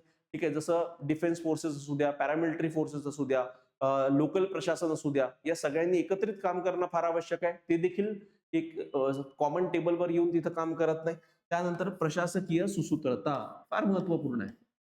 जसं प्रशासकीय सुसूत्रतेमध्ये काय, तर याच्यामध्ये केंद्र शासन, राज्य शासन, जिल्हा प्रशासन, जो जिल्हा म्हणजे सीमावर्ती भाग आहे, त्यानंतर लोकल ऍडमिनिस्ट्रेशन, ठीक आहे, आणि विविध अशा ज्या काही संघटना आहे किंवा ज्या काही शासकीय हे आहे ऑर्गनायझेशन आहे यांचं एकत्रित काम करणं फार आवश्यक आहे. म्हणजे याच्यामध्ये प्रशासकीय सुसूत्रता असणं फार आवश्यक आहे. पण हे बहुधा तर होत नाही. म्हणजे राज्यांनी केंद्रामध्येच कधी कधी पटत नाही किंवा केंद्राचं आणि राज्याचं पटतं, पण यांचं लोकल ऍडमिनिस्ट्रेशन किंवा जिल्हा प्रशासनासोबत हे एक पद्धतीनं काम करत नाही, किंवा लष्कर दल किंवा संरक्षण दल यांच्यासोबत यांचं कोऑर्डिनेशन राहत नाही. याच्यामुळे बहुतांश वेळा काय होतं की सीमा व्यवस्थापन ज्या पद्धतीनं व्हायला पाहिजे त्या पद्धतीनं होत नाही, आणि याचाच फायदा कोण उचलतात, तर हे घुसखोरी करणारे उचलतात आणि दहशतवादी उचलतात, आणि ते इलिगल पद्धतीनं भारतामध्ये घेऊन जातात. त्यानंतर आवश्यक संरचनेची कमी. संरचनेची कमी म्हणजे इन्फ्रास्ट्रक्चर. तर हे कोणतं इन्फ्रास्ट्रक्चर बद्दल आपण बोलतोय? Border infrastructure. म्हणजे बॉर्डर भागामध्ये किंवा सीमावर्ती भागामध्ये जो इन्फ्रास्ट्रक्चर असायला पाहिजे, त्या पायाभूत सुविधा असायला पाहिजे, त्या पायाभूत सुविधा इथं राहत नाही. तर आता सध्या परिस्थितीत भारत सरकारनं नवीन योजना, नवीन धोरणं तिथं जाहीर केली, आणि त्या अंतर्गत सीमावर्ती भागात देखील काय केलं जात आहे, मोठ्या प्रमाणात तिथं पायाभूत सुविधांची निर्मिती केली जात आहे. विविध गावं, विविध शहर जे सीमावर्ती भागात आहेत त्यांना जोडण्यासाठी रस्ते, रेल्वे रूट तिथं तयार करण्यात येत आहे. त्यानंतर कमजोर गुप्तचर यंत्रणा, फार मोठा इशू आहे विद्यार्थी मित्रांनो. तुम्हाला माहित असेल की पठाणकोट हल्ला असू द्या, उरी हल्ला असू द्या, हे मोठे मोठे हल्ले, किंवा आता रिसेंटली झालेला पहलगाम अटॅक असू द्या, हे सगळे हल्ले रोखता आले असते जर आपल्याकडे प्रॉपर गुप्तचर यंत्रणा असती. पण गुप्तचर यंत्रणा कमजोर असल्या कारणानं या गोष्टी आपल्याला रोखण्यात अपयश येतं. त्यानंतर जनसांख्यिकीय परिवर्तन. जनसांख्यिकीय परिवर्तन म्हणजे पॉप्युलेशन कंपोजिशन जे आहे, म्हणजे त्या भागात राहणारे, ओरिजिनल राहणारे जे लोक आहेत त्यांची संख्या कमी होत आहे, आणि बाहेरून जे अवैध पद्धतीनं घुसखोर येत आहे त्यांची संख्या वाढत आहे. यामुळे विशेष करून बघायला गेलं तर आसाम सारखा प्रदेश असू द्या, मणिपूर, मिझोरम या भागामध्ये काय उद्रेक होतोय, हिंसक कारवाया होत आहे. हिंसक कारवाया का बरं होतोय? कारण बाहेरील लोकांची संख्या वाढत आहे आणि तिथल्या ओरिजिनल जे लोक आहे, मूळ लोक जे आहे त्यांची संख्या कमी होत आहे. त्या कारणानं जनसांख्यिकीय परिवर्तन हे देखील आपल्या समोर मोठं एक आव्हान आहे. त्यानंतर अस्थिर राजकीय परिस्थिती. जसं मी तुम्हाला सांगितलं, भारत बांगलादेशमध्ये राजकीय अस्थिरता आहे, पाकिस्तानमध्ये राजकीय अस्थिरता आहे, म्यानमारमध्ये राजकीय अस्थिरता आहे. तर भारताचे मेजर जे शेजारील राष्ट्र आहे, त्यासोबत भारत भूसीमा आणि सागरी सीमा शेअर करतो, त्यामध्ये काय राजकीय अस्थिरतेचं प्रमाण मोठ्या प्रमाणावर आहे. आणि हे देखील काय बॉर्डर सिक्युरिटी समोर मोठे एक चॅलेंज आहे. कारण जर ही अस्थिरता वाढत राहिली, हिंसक घटना वाढल्या या देशांमध्ये, तर इथले नागरिक आपला जीव वाचवायला भारतामध्ये येऊ शकतात आणि अवैध पद्धतीनं घुसखोरी करतील. आता बघा, अवैध पद्धतीनं घुसखोरी करतील तर या चांगल्या नागरिकात कदाचित असं होऊ शकतं की कोणता कट्टरपंथीय माणूस त्याच्यामध्ये येऊन जाईल, किंवा कोणता दहशतवादी संघटनेचा माणूस त्याच्या अंतर्गत त्या सामान्य लोकांमध्ये मिसळून तो भारतामध्ये येईल आणि भारतामध्ये घातपात करून आणेल. म्हणून अस्थिर राजकीय परिस्थिती देखील एक मोठा धोका आहे भारताच्या सीमा व्यवस्थापनाला. आणि शेवटला सीमावर्ती भागात झालेला अत्यल्प विकास फार महत्वपूर्ण आहे. की आपल्या सीमावर्ती भाग जर बघितले विद्यार्थी मित्रांनो, ते तिथले गावं, तिथले शहर अजूनही अनडेव्हलप्ड आहे. म्हणजे ज्या पद्धतीनं विकास व्हायला पाहिजे त्या पद्धतीनं विकास झालेला नाहीये. आणि यामुळे काय होतं ना, की सीमा व्यवस्थापन करताना खूप मोठा प्रॉब्लेम तिथं फेस करावा लागतो. आणि या अंतर्गत देखील भारत सरकारच्या विविध योजना भारत सरकारनं तिथं लॉन्च केल्या. यामधली प्रमुख योजना आहे व्हायब्रंट विलेज योजना. ठीक आहे, कोणती योजना आहे? व्हायब्रंट विलेज योजना, जी 2022-23 या कालावधीत भारत सरकारनं सुरुवात केली होती. त्याचा पर्पजच आहे की जे सीमावर्ती भागातील जिल्हे आहेत, त्यांचे गावं जे आहे, शहरे आहे, यांचा योग्य पद्धतीने विकास व्हायला हवा, आणि तिथल्या लोकांना देखील कामकाज किंवा कौशल्याचं साधन त्यांच्याकडे असायला पाहिजे. त्या अनुषंगानं ही योजना भारत सरकारनं लॉन्च केलेली आहे. तर ही आहे विविध सीमा व्यवस्थापनासमोरील विविध आव्हाने. हे लक्षात ठेवा विद्यार्थी मित्रांनो, कारण यावर देखील तुम्हाला प्रश्न विचारल्या जाऊ शकतो. आता आपण वन बाय वन करत विविध देशांसोबतची भारताची जी सीमा आहे त्यांचे प्रॉब्लेम्स काय आपण ते बघूया. जसं पहिला जो देश आहे प्रमुख एक आहे तो आहे भारत पाकिस्तान. आता भारत पाकिस्तानची जी सीमारेषा आहे ती किती आहे? 3,323 किलोमीटर. आणि मी तुम्हाला आधीच सांगितलेलं आहे की भारत पाकिस्तान सोबत मुख्यत्वे भूसीमा देखील शेअर करतो आणि सागरी सीमा देखील शेअर करतो. ठीक आहे. आता याच्यामध्ये भारत आणि पाकिस्तानची जी सीमा आहे ती दोन भागात विभागली जाते. एक आहे रेड क्लिफ रेषा, ती जवळपास 2,500 किलोमीटरची आहे आणि ही मुख्यत्वे भूसीमा आहे. आणि दुसरी जी भूसीमा आहे ती आहे लाईन ऑफ कंट्रोल. ही एकंदरीत जर बघायला गेलं तर 740 ते 780 किलोमीटरच्या दरम्यान येते. आता ही सीमा एलओसी जम्मू जवळील मनावर पासून सुरू होते तर सियाचिन ग्लेशियर जवळील NJ9842 हा जो टोक आहे या टोकापर्यंत ती सीमा जाते. त्याला म्हणतात लाईन ऑफ कंट्रोल. मी तुम्हाला आधीच सांगितलंय विद्यार्थी मित्रांनो की ही जी लाईन ऑफ कंट्रोल आहे ही 1947 ते 48 1947-1948 जे भारत पाकिस्तान युद्ध झालं होतं जम्मू अँड काश्मीरला घेऊन, तेव्हा ही एलओसी इथं बनवण्यात आली होती. आणि याला यांना मान्यता कधी मिळाली? याला मान्यता मिळाली 1972चा शिमला करार जो होता, जो 1971च्या युद्धानंतर झाला होता, तर त्या शिमला कराराअंतर्गत दोन्ही देशांनी या लाईन ऑफ कंट्रोलला तिथं तात्विक मान्यता देण्यात आली होती, की जोपर्यंत बॉर्डर डिस्प्यूट किंवा सीमा विवाद सोडवण्यात येत नाही तोपर्यंत ही सीमा मानल्या जाईल, अशा पद्धतीनं ठरवण्यात आलं होतं. तर ही सुरू कुठे होते? जम्मू जवळील मनावर पासून सुरू होते. तर सियाचीन ग्लेशियर जे आहे याचा एक टोक आहे ज्याचं नाव आहे NJ9842, या टोकापर्यंत ती सीमा जाते. आता ही रॅडक्लिफ जी रेषा आहे, मी तुम्हाला सांगितलं की भारताला जेव्हा स्वातंत्र्य मिळत होतं तेव्हा रॅडक्लिफ नावाच्या अधिकाऱ्याची नियुक्ती करण्यात आली होती आणि या अधिकाऱ्याला टास्क देण्यात आला होता की भारत आणि पाकिस्तानच्या सीमेचं काय कर, बॉर्डर विभाजन कर. त्यामध्ये वेस्ट पाकिस्तानची निर्मिती करण्यात आली होती आणि ईस्ट पाकिस्तान. तर ही बघा, ही जी लाल कलरची रेषा आहे विद्यार्थी मित्रांनो, या रेषेला म्हणतात रॅडक्लिफ लाईन. ठीक आहे. तर भारत आणि पाकिस्तानची जी सीमा रेषा आहे ती मुख्यत्वे कोणी आखलेली आहे? रॅडक्लिफ या अधिकाऱ्याने आखली, म्हणून त्याला रॅडक्लिफ लाईन देखील म्हटलं जातं. आता आव्हानं कोणती आहेत भारत आणि पाकिस्तानच्या सीमा व्यवस्थापनासंदर्भात? आव्हानं कोणती आहे? तर पहिले म्हणजे अंमली पदार्थांची तस्करी. सर्वात मोठं आव्हान तर आपल्या पुढे हे आहे की इल्लीगल पद्धतीनं, अवैध पद्धतीनं घुसखोरी करवण्यात येते. घुसखोरी कोणाची करवण्यात येते? तर दहशतवादाची. आणि या दहशतवाद्यांना प्रॉपर खतपाणी, ट्रेनिंग, यांना आर्म्स ॲम्युनिशन म्हणजे यांना हत्यारं वगैरे सगळं देणं, हे काम कोण करतं? तर पाकिस्तान सरकार करते, पाकिस्तान मिलिटरी करते आणि त्यांना प्रॉपर ट्रेन करून काश्मीर मार्गे भारतात इथं पाठवण्यात येतं. तर यामध्ये अंमली पदार्थांची तस्करी, दुसरं घुसखोरी करण्यात येते. घुसखोरी दहशतवाद्यांची देखील होते जास्त प्रमाणात. त्यानंतर खोट्या नोटांचा व्यापार, फेक करन्सी म्हणतात. तर फेक करन्सी ज्या असतात, भारतीय मुद्रा त्या चलनामध्ये यांच्या फेक करन्सी जनरेट करण्यात येतात आणि त्या देखील जम्मू आणि काश्मीरच्या मार्गे इथं भारतात पाठवण्यात येतात. कधी नेपाळच्या मार्गे पाठवण्यात येतात, तर कधी भूतान किंवा कधी बांगलादेश किंवा कधी म्यानमार.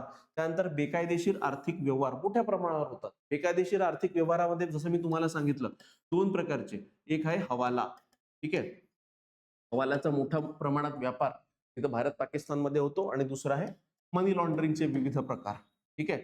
त्यामध्ये अंमली पदार्थांची तस्करी केली जाते आणि या अंमली पदार्थांना पंजाब आणि पाकिस्तान, पंजाब आणि भारताची जी बॉर्डर आहे किंवा राजस्थानची जी बॉर्डर आहे, या सीमा रेषेवरून तिथून त्यांचा व्यापार केला जातो. हवाला नेटवर्क, आतंकवाद्याचा प्रवेश. हवाला नेटवर्क मी आधीच्या लेक्चरमध्ये ऑलरेडी एलॅबोरेट केलेला आहे, तुम्ही तिथून बघू शकता. आतंकवाद्याचा प्रवेश, सिंधू नदी विवाद. ठीक आहे. सिंधू नदी विवाद, सिंधू नदीचा मोठा विवाद आहे, कारण पाण्याला घेऊन जवळपास सिंधू नदी कराराअंतर्गत 80% पाणी आपण पाकिस्तानला देत होतो आणि फक्त 20% पाणी आपण भारत स्वतः वापरायचा. तर आता या सिंधू नदी कराराला भारताने स्थगित केलाय.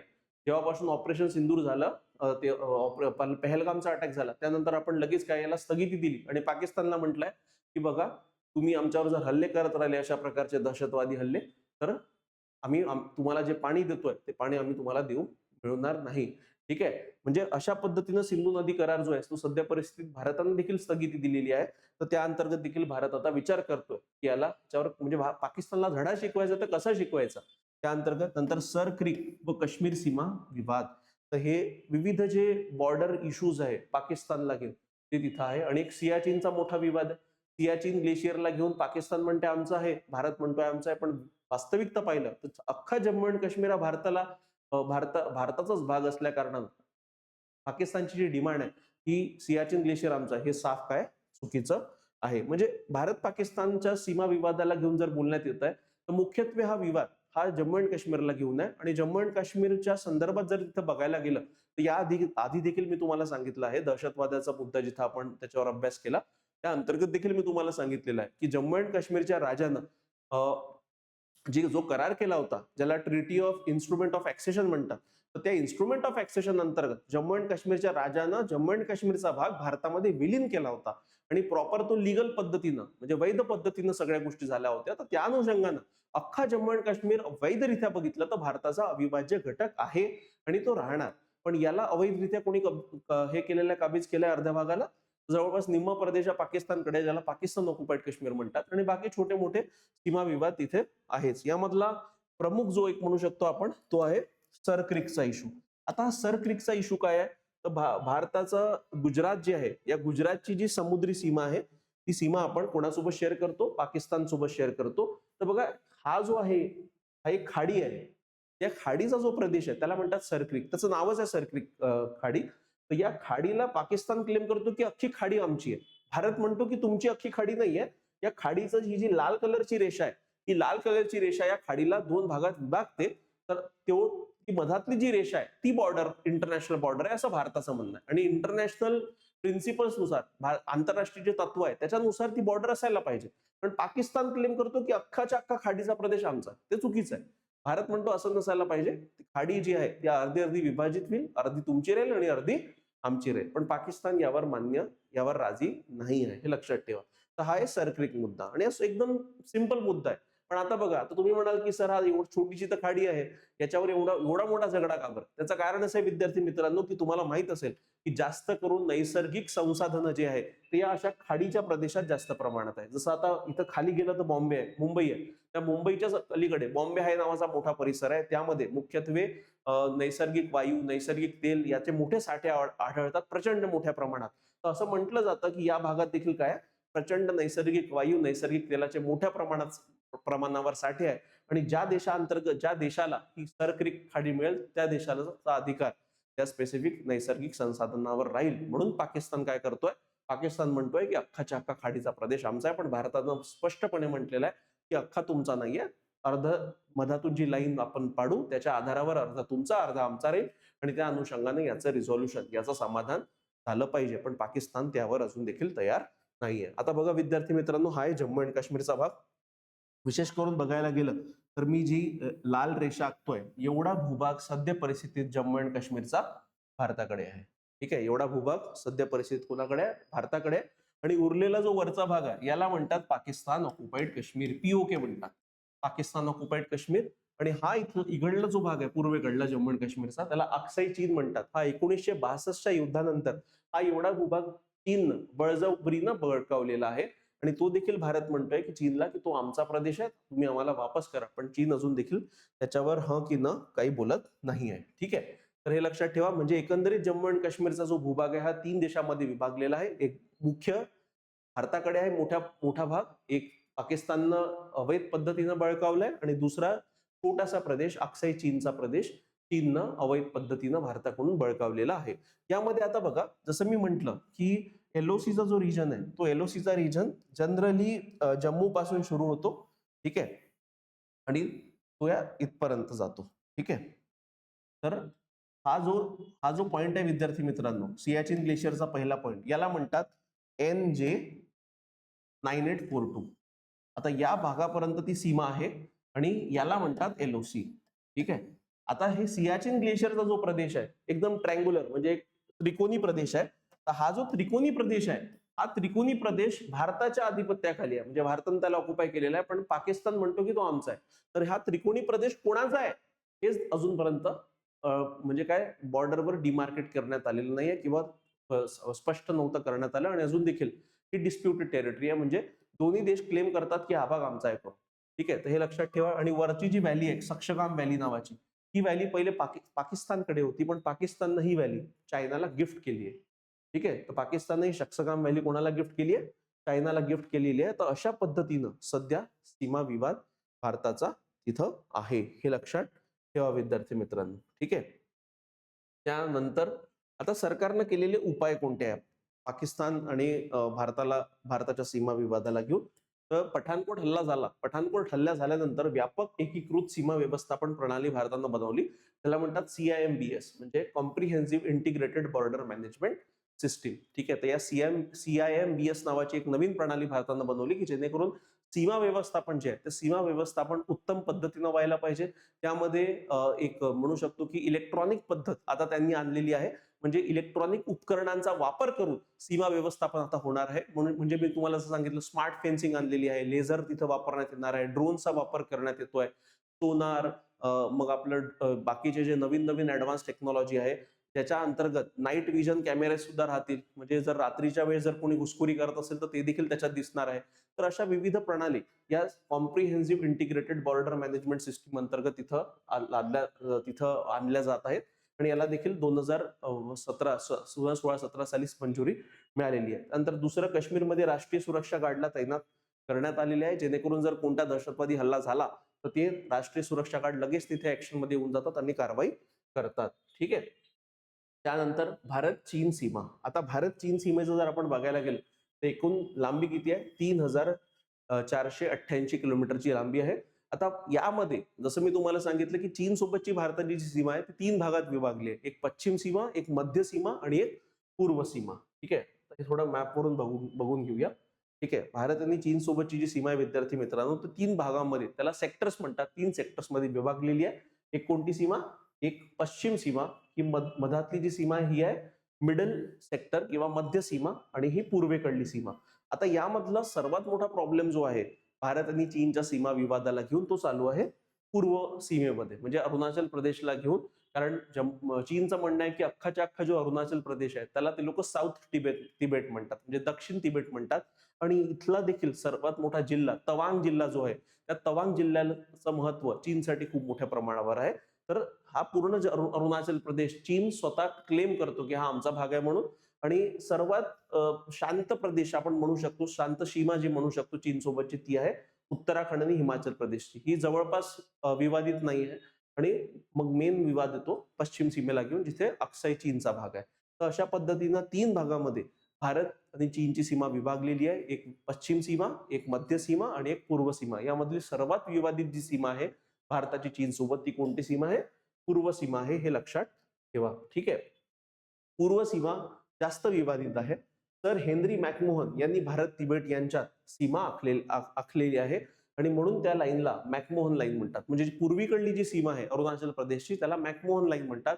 पण ही मॅकमोहन लाईन बेसिकली चीनला अमान्य आहे, हे लक्षात ठेवा. कारण ही मॅकमोहन लाईन जेव्हा आखली होती तेव्हा तिबेट स्वायत्तता होती तिबेटला. तर चीनचं असं म्हणणं आहे की आम्ही ह्या मॅकमोहन लाईनला मानत नाही. 1962 ला चीनचा अक्साई चीनवर त्यांनी ताबा घेतला, कारण युद्ध झालं होतं. त्या युद्धामध्ये भारत परास्त झाला होता. आता 1993 ला करारानुसार line of actual control LAC म्हणून मान्यता देण्यात आली. बेसिकली LAC ची निर्मिती जी आहे लाईन ऑफ ऍक्च्युअल कंट्रोलची, ती 1962 च्या युद्धानंतरच केली होती. आणि त्याला एक सीजफायर लाईन म्हणून घोषित करण्यात आलं होतं. पण याला तात्विक मान्यता कधी मिळाली होती? 1993 मध्ये दोन्ही देशांनी मान्यता दिली होती. तर लद्दाख सोबतची चीनची जी सीमा आहे विद्यार्थी मित्रांनो, त्याला काय म्हणतात? त्याला लाईन ऑफ ऍक्च्युअल कंट्रोल. म्हणजे जिथे अक्साई चीनचा भाग आहे ना, त्या भागाला LAC म्हणतात, लाईन ऑफ ऍक्च्युअल कंट्रोल. तो म्हणजे पूर्ण चीन सोबतची सीमा LAC नाहीये. फक्त चीनची जी सीमा पश्चिम भागातली आहे, म्हणजे काश्मीरच्या भागातली आहे, जो अक्साई चीन भारताला लागून लद्दाखला लागून आहे, ती सीमा जी आहे त्याला लाईन ऑफ ऍक्च्युअल कंट्रोल असं म्हटलं जातं. तर हे लक्षात ठेवा. हा एवढा जो प्रदेश आहे, हा एवढा प्रदेश जी आहे याला अक्साई चीन म्हणतात. ठीक आहे. ही अक्साई, ही जी आहे, ही रेषा जी आहे याला LAC म्हणतात, लाईन ऑफ ऍक्च्युअल कंट्रोल. आणि ही जी रेषा इथली याला LOC म्हणतात, लाईन ऑफ कंट्रोल. एवढं लक्षात ठेवा. ठीक आहे. तर ही भारत आणि चीनची सीमा विवाद झाला. आता तणावाची कारणे कोणती आहे सीमेवर ते थोडं बघूया. तर पहिलं तर तणावाचं कारण आहे अरुणाचलवर चीनचा दावा. याचे आता तुम्हाला उदाहरणं दिले की भारतीय एका युट्यूबरला अटक करण्यात आली, म्हणजे अटक नाही करण्यात आली, एअरपोर्टवर त्याला 16 ते 18 तास रोखून ठेवण्यात आलं. एका भारतीय नागरिकाला, जी अरुणाचल प्रदेशची होती, तिला तुझ्याकडे अरुणाचलची असल्यामुळे तुझ्याकडे भारताचा पासपोर्ट कसा, असं म्हणून तिला थांबवण्यात आलं होतं. तर अरुणाचलवर चीनचा दावा हा एक आहे. डोकलाम मध्ये तणाव. डोकलाम नावाचं एक ट्राय जंक्शन आहे, म्हणजे भूतान, भारत आणि चीन या तिन्ही देशांमध्ये एक छोटासा प्रदेश आहे. त्याला डोकलाम म्हणतात. या डोकलामला घेऊन जवळपास 70 ते 75 दिवस पर्यंत दोन्ही देशाचे सैन्य अमोरासमोर होते. तर हे डोकलामचं जे क्षेत्र आहे तिथं तणाव. गलवान व्हॅल्यूमध्ये तणाव तुम्ही ऐकला असेल. 2019-20 मध्ये तिथं हातापाई झाली होती. जे काही चीनचे सैनिक मारले गेले होते, काही भारताचे सैनिक मारले गेले होते. ते गलवानमध्ये तणाव. हे लद्दाख आणि चीनची जी सीमा आहे त्या भागात झालं होतं. तवांगमध्ये तणाव अरुणाचल प्रदेशच्या. आणि ब्रह्मपुत्रा नदीवरील धरणे. ब्रह्मपुत्रा नदीचं पाणी चीन काय करताय? वळवतंय. आणि ते वळवतंय कुठं? तर उत्तर चीनकडे. आणि त्यामुळे काय होतंय की ब्रह्मपुत्रा नदीमध्ये जे पाण्याचं प्रमाण आहे ते दिवसांगणी कमी होतंय. आणि असं जर झालं तर उद्या जाऊन भारताच्या ईशान्य भारतामध्ये पाणीच राहणार नाही, आणि त्याचा फटका भारताच्या ईशान्य भारताला देखील पडेल आणि बांगलादेशला देखील पडू शकतो. म्हणजे हे काय, हे प्रमुख तणावाची कारणे आहे भारत आणि चीनमध्ये. आता यामध्ये विशेष करून काय असतं ना, की जसं मी तुम्हाला सांगितलं की चीन हा कसा ना एक पॉवरफुल देश आहे, एक मोठा देश आहे. आणि भारत सरकारचे तर उद्दिष्ट म्हणजे स्पष्ट असतात, आणि भारत सरकारचा सतत प्रयत्न असतो की जो सीमा विवाद आहे त्याला लवकरात लवकर आपण तोडगा निघाला पाहिजे, लवकरात लवकर आपण समाधान काढलं पाहिजे. पण चीन तयार होत नाही. चीन काय करतं? जाणीवपूर्वक जेव्हाही भारत सरकार आपले म्हणजे लक्ष दाखवतं की नाही आम्हाला लवकरात लवकर याचं सोल्युशन काढायचं आहे, समाधान काढायचं आहे, तेव्हा चीन काय करतं? त्या गोष्टीला टाळतं. आणि म्हणून हा जो सीमा विवाद आहे, हा सीमा विवाद अजून देखील चालत येणार आहे. म्हणजे आपली देखील तयारी जरी असली तरी चीनची तयारी नाहीये त्याला अजून त्याच्यावर सोल्युशन काढायची. आता यावर सरकारने काय केलेले उपाय आहे विद्यार्थी मित्रांनो, जसं मी तुम्हाला सांगितलं की चीन आणि भारताची जी भूसीमा आहे, त्या भूसीमेला जर एकंदरीत आपण बघितलं तर चीननं त्याच्या साईडनं जे डेव्हलपमेंट केलंय, जो विकास केलाय, जे रस्ते बांधणी केली आहे, जे रेल्वे नेटवर्कचं जाळं तिथं तयार केलंय, ते उल्लेखनीय आहे. त्या अनुषंगानं भारताच्या भागात किंवा भारताच्या सीमावर्ती भागात जो डेव्हलपमेंटचं प्रमाण आहे ते फार कमी आहे, नगण्य आपण म्हणू शकतो. पण आता आता ते काय केलंय, फास्ट फॉरवर्ड केलंय भारत सरकारच्या विविध योजनेअंतर्गत. आणि आपण देखील काय केलेलं आहे, इन्फ्रास्ट्रक्चरची निर्मिती, पायाभूत सुविधांची निर्मिती आपण मोठ्या प्रमाणावर आता करतोय. त्यामध्ये अरुणाचल प्रदेश असू द्या किंवा लद्दाखचा प्रदेश असू द्या किंवा हिमाचल किंवा उत्तराखंडचा प्रदेश असू द्या, म्हणजे उद्या जाऊन युद्ध झालं तर भारताच्या सीमावर्ती भागात देखील हे रस्ते, रेल्वे नेटवर्कचं जाळं आता तयार होत आहे, जेणेकरून आपलं सैन्य देखील तिथं तत्परतेनं लवकरात लवकर तैनात आपल्याला करता आलं पाहिजे. तर रस्ते व इतर संरचना तयार करण्यात वेग आणलाय. उदाहरणार्थ आपण ट्रान्स अरुणाचल हायवे हा प्रकल्प हाती घेतलेला आहे. जवळपास हा 1100 किलोमीटरचा मोठा हायवे आहे. याच्यामधलं 800 किलोमीटरचं काम आता झालेलं आहे आणि काही किलोमीटरचं काम उरलेलं आहे. म्हणजे हा अरुणाचल प्रदेश मधला सर्वात मोठा हायवे राहील आणि हे फार महत्वपूर्ण आहे विद्यार्थी मित्रांनो. कारण उद्या जाऊन जर यदा कदाचित आपलं युद्ध झालं चीन सोबत, तर आपल्याला लवकरात लवकर आपलं सैन्य बॉर्डर भागामध्ये किंवा सीमावर्ती भागात पोहोचवणं फार आवश्यक आहे. आणि त्यासाठी रस्ते असणं फार आवश्यक आहे, रेल्वे नेटवर्क असणं फार आवश्यक आहे, किंवा आपले जे हवाई जहाज आहे किंवा एअर कनेक्टिव्हिटी असणे देखील फार आवश्यक आहे. ईशान्य भारतात संरचना विकासासाठी जपान सोबत देखील आपण करार केलेला, म्हणजे ईशान्य भारतामध्ये इन्फ्रास्ट्रक्चर डेव्हलपमेंटसाठी जपान सोबत करार. त्यानंतर आपण चीफ ऑफ डिफेन्स स्टाफची देखील नियुक्ती केलेली आहे. आता चीफ ऑफ डिफेन्स स्टाफ म्हणजे काय आहे, तर मिलिटरी स्ट्रॅटेजी बाबतीत एक मात्र व्यक्ती, की जो व्यक्ती सरकारला मार्गदर्शन करेल. आणि हा चीफ ऑफ डिफेन्स स्टाफ जो असेल, हा लष्कर असू द्या, आपलं इंडियन एअरफोर्स असू द्या किंवा इंडियन नेव्ही असू द्या, यांचं एक कोऑर्डिनेटेड जे डिसिजन आहे हा व्यक्ती घेईल. म्हणून एक चीफ ऑफ डिफेन्स स्टाफ जो आहे हा मिलिटरी आणि सरकार यांच्यातील एक दुवाचं काम करेल. तर याच्यामुळे काय होईल, की सरकारला निर्णय घेण्यात तिथे एक म्हणू शकतो की सोपं जाईल आणि एकत्रित पद्धतीनं तिन्ही भारताचे जे फोर्सेस आहेत, मिलिटरी, एअरफोर्स आणि नेव्ही, हे एकत्रितरित्या काम तिथं करू शकतील. त्यानंतर ITBPच्या बटालियन मध्ये वाढ करण्यात आली आहे, जेणेकरून की चीन आणि भारताची सीमा तिथं काही विवाद जर झाला तर त्या विवादाला तिथंच आपण थांबवू शकलो पाहिजे. या अनुषंगानं बटालियन मध्ये देखील त्यांची संख्या वाढवण्यात आलेली आहे. त्यानंतर भारत आणि बांगलादेशची सीमा, एकंदरीत सर्वात मोठी सीमा भारत जी शेअर करतो ती बांगलादेश सोबत करतो. तो एकूण किती सीमा आहे, 4096 किलोमीटरची सीमा, भूसीमा भारत सर्वात मोठी सीमा बांगलादेश सोबत शेअर करतोय. आता प्राकृतिक दलदलीय व जंगलातून जाणारी सीमा आहे विद्यार्थी मित्रांनो, कुठं कुठं तर ही नदीमधूनही जाते. ठीक आहे. आता ही सीमा जी आहे, अगेन बंगाल सीमा आयोग, म्हणजे ज्याला रॅटक्लिफ कमिशन म्हणतात, रॅटक्लिफ नावाचा अधिकारी बसला होता. त्यांनीच पश्चिम पाकिस्तान आणि पूर्व पाकिस्तान या दोघांची सीमा आखली होती. तर त्या सीमेच्या आधारावर भारत आणि बांगलादेशची सीमा तिथे बनलेली आहे. आता आव्हाने कोणती आहे भारत आणि पाकिस्तानमध्ये, भारत आणि बांगलादेशमध्ये? तर पहिलं आव्हान नदीचं आहे, तिस्ता आणि बेनी नदी विवाद. तर तिस्ता नदी जी आहे त्याचा पाण्याचं शेअरिंगला घेऊन, म्हणजे किती पाणी बांगलादेशला मिळालं पाहिजे आणि किती पाणी भारताने वापरलं पाहिजे, तसंच बेनी नदीला घेऊन हा विवाद आहे. आणि या विवादामध्ये भारत सरकार आणि बांगलादेश सरकार तर आहेच आहे, पण पश्चिम बंगाल सरकार देखील आहे. कारण हे तिस्ता नदीचा उगम जो होतो त्याचा वापर पश्चिम बंगालातील जे शेतकरी हे देखील करतात. तर त्या अनुषंगानं राज्य सरकारला देखील विश्वासात घेऊन तो तोडगा निघणं फार आवश्यक आहे. त्यानंतर रोहिंग्या संकट, जसं मी तुम्हाला सांगितलं, रोहिंग्या ही मायनॉरिटी कम्युनिटी कुठली आहे, म्यानमार मधली आहे. म्यानमारमध्ये राखाईन नावाचं राज्य आहे. त्या राखाईन नावाच्या राज्यामध्ये जी एक कम्युनिटी राहत होती त्याला रोहिंग्या कम्युनिटी म्हणतात. ही बेसिकली बघायला गेलं तर हे मुस्लिम मायनॉरिटी मध्ये येतात म्यानमारमध्ये. आणि म्यानमार हा मुख्यत्वे बुद्धिस्ट देश आहे. ठीक आहे, म्हणजे इथे बुद्धिस्ट लोकांचं प्रमाण मेजॉरिटीमध्ये आहे. तर म्यानमारच्या मिलिटरीला हे रोहिंग्या लोक त्यांच्या स्वतःचे वाटतच नाही, म्हणून त्यांनी काय केलं, त्यांनी त्यांच्यावर मोठ्या प्रमाणात अत्याचार करणं सुरू केलं. आणि शेवटी हे लोक स्वतःचा जीव वाचवायसाठी काही बांगलादेशात गेले आणि काही भारताच्या ईशान्य भारतात आले.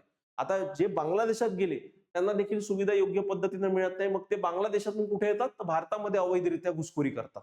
ठीक आहे, तर अशा पद्धतीने रोहिंग्याचं देखील संकट एक प्रकारे म्हणू शकतो मानव निर्मित संकट आहे. कारणीभूत कोण आहे, तर म्यानमारची मिलिटरी, म्यानमारचं लष्कर कारणीभूत आहे. आणि भारत सरकार आणि बांगलादेश सरकार सतत प्रयत्न करत आहे की म्यानमारच्या मिलिटरीला, म्यानमारच्या लष्कराला, की तुम्ही यांना वापस घ्या, कारण हे तुमचे नागरिक आहे.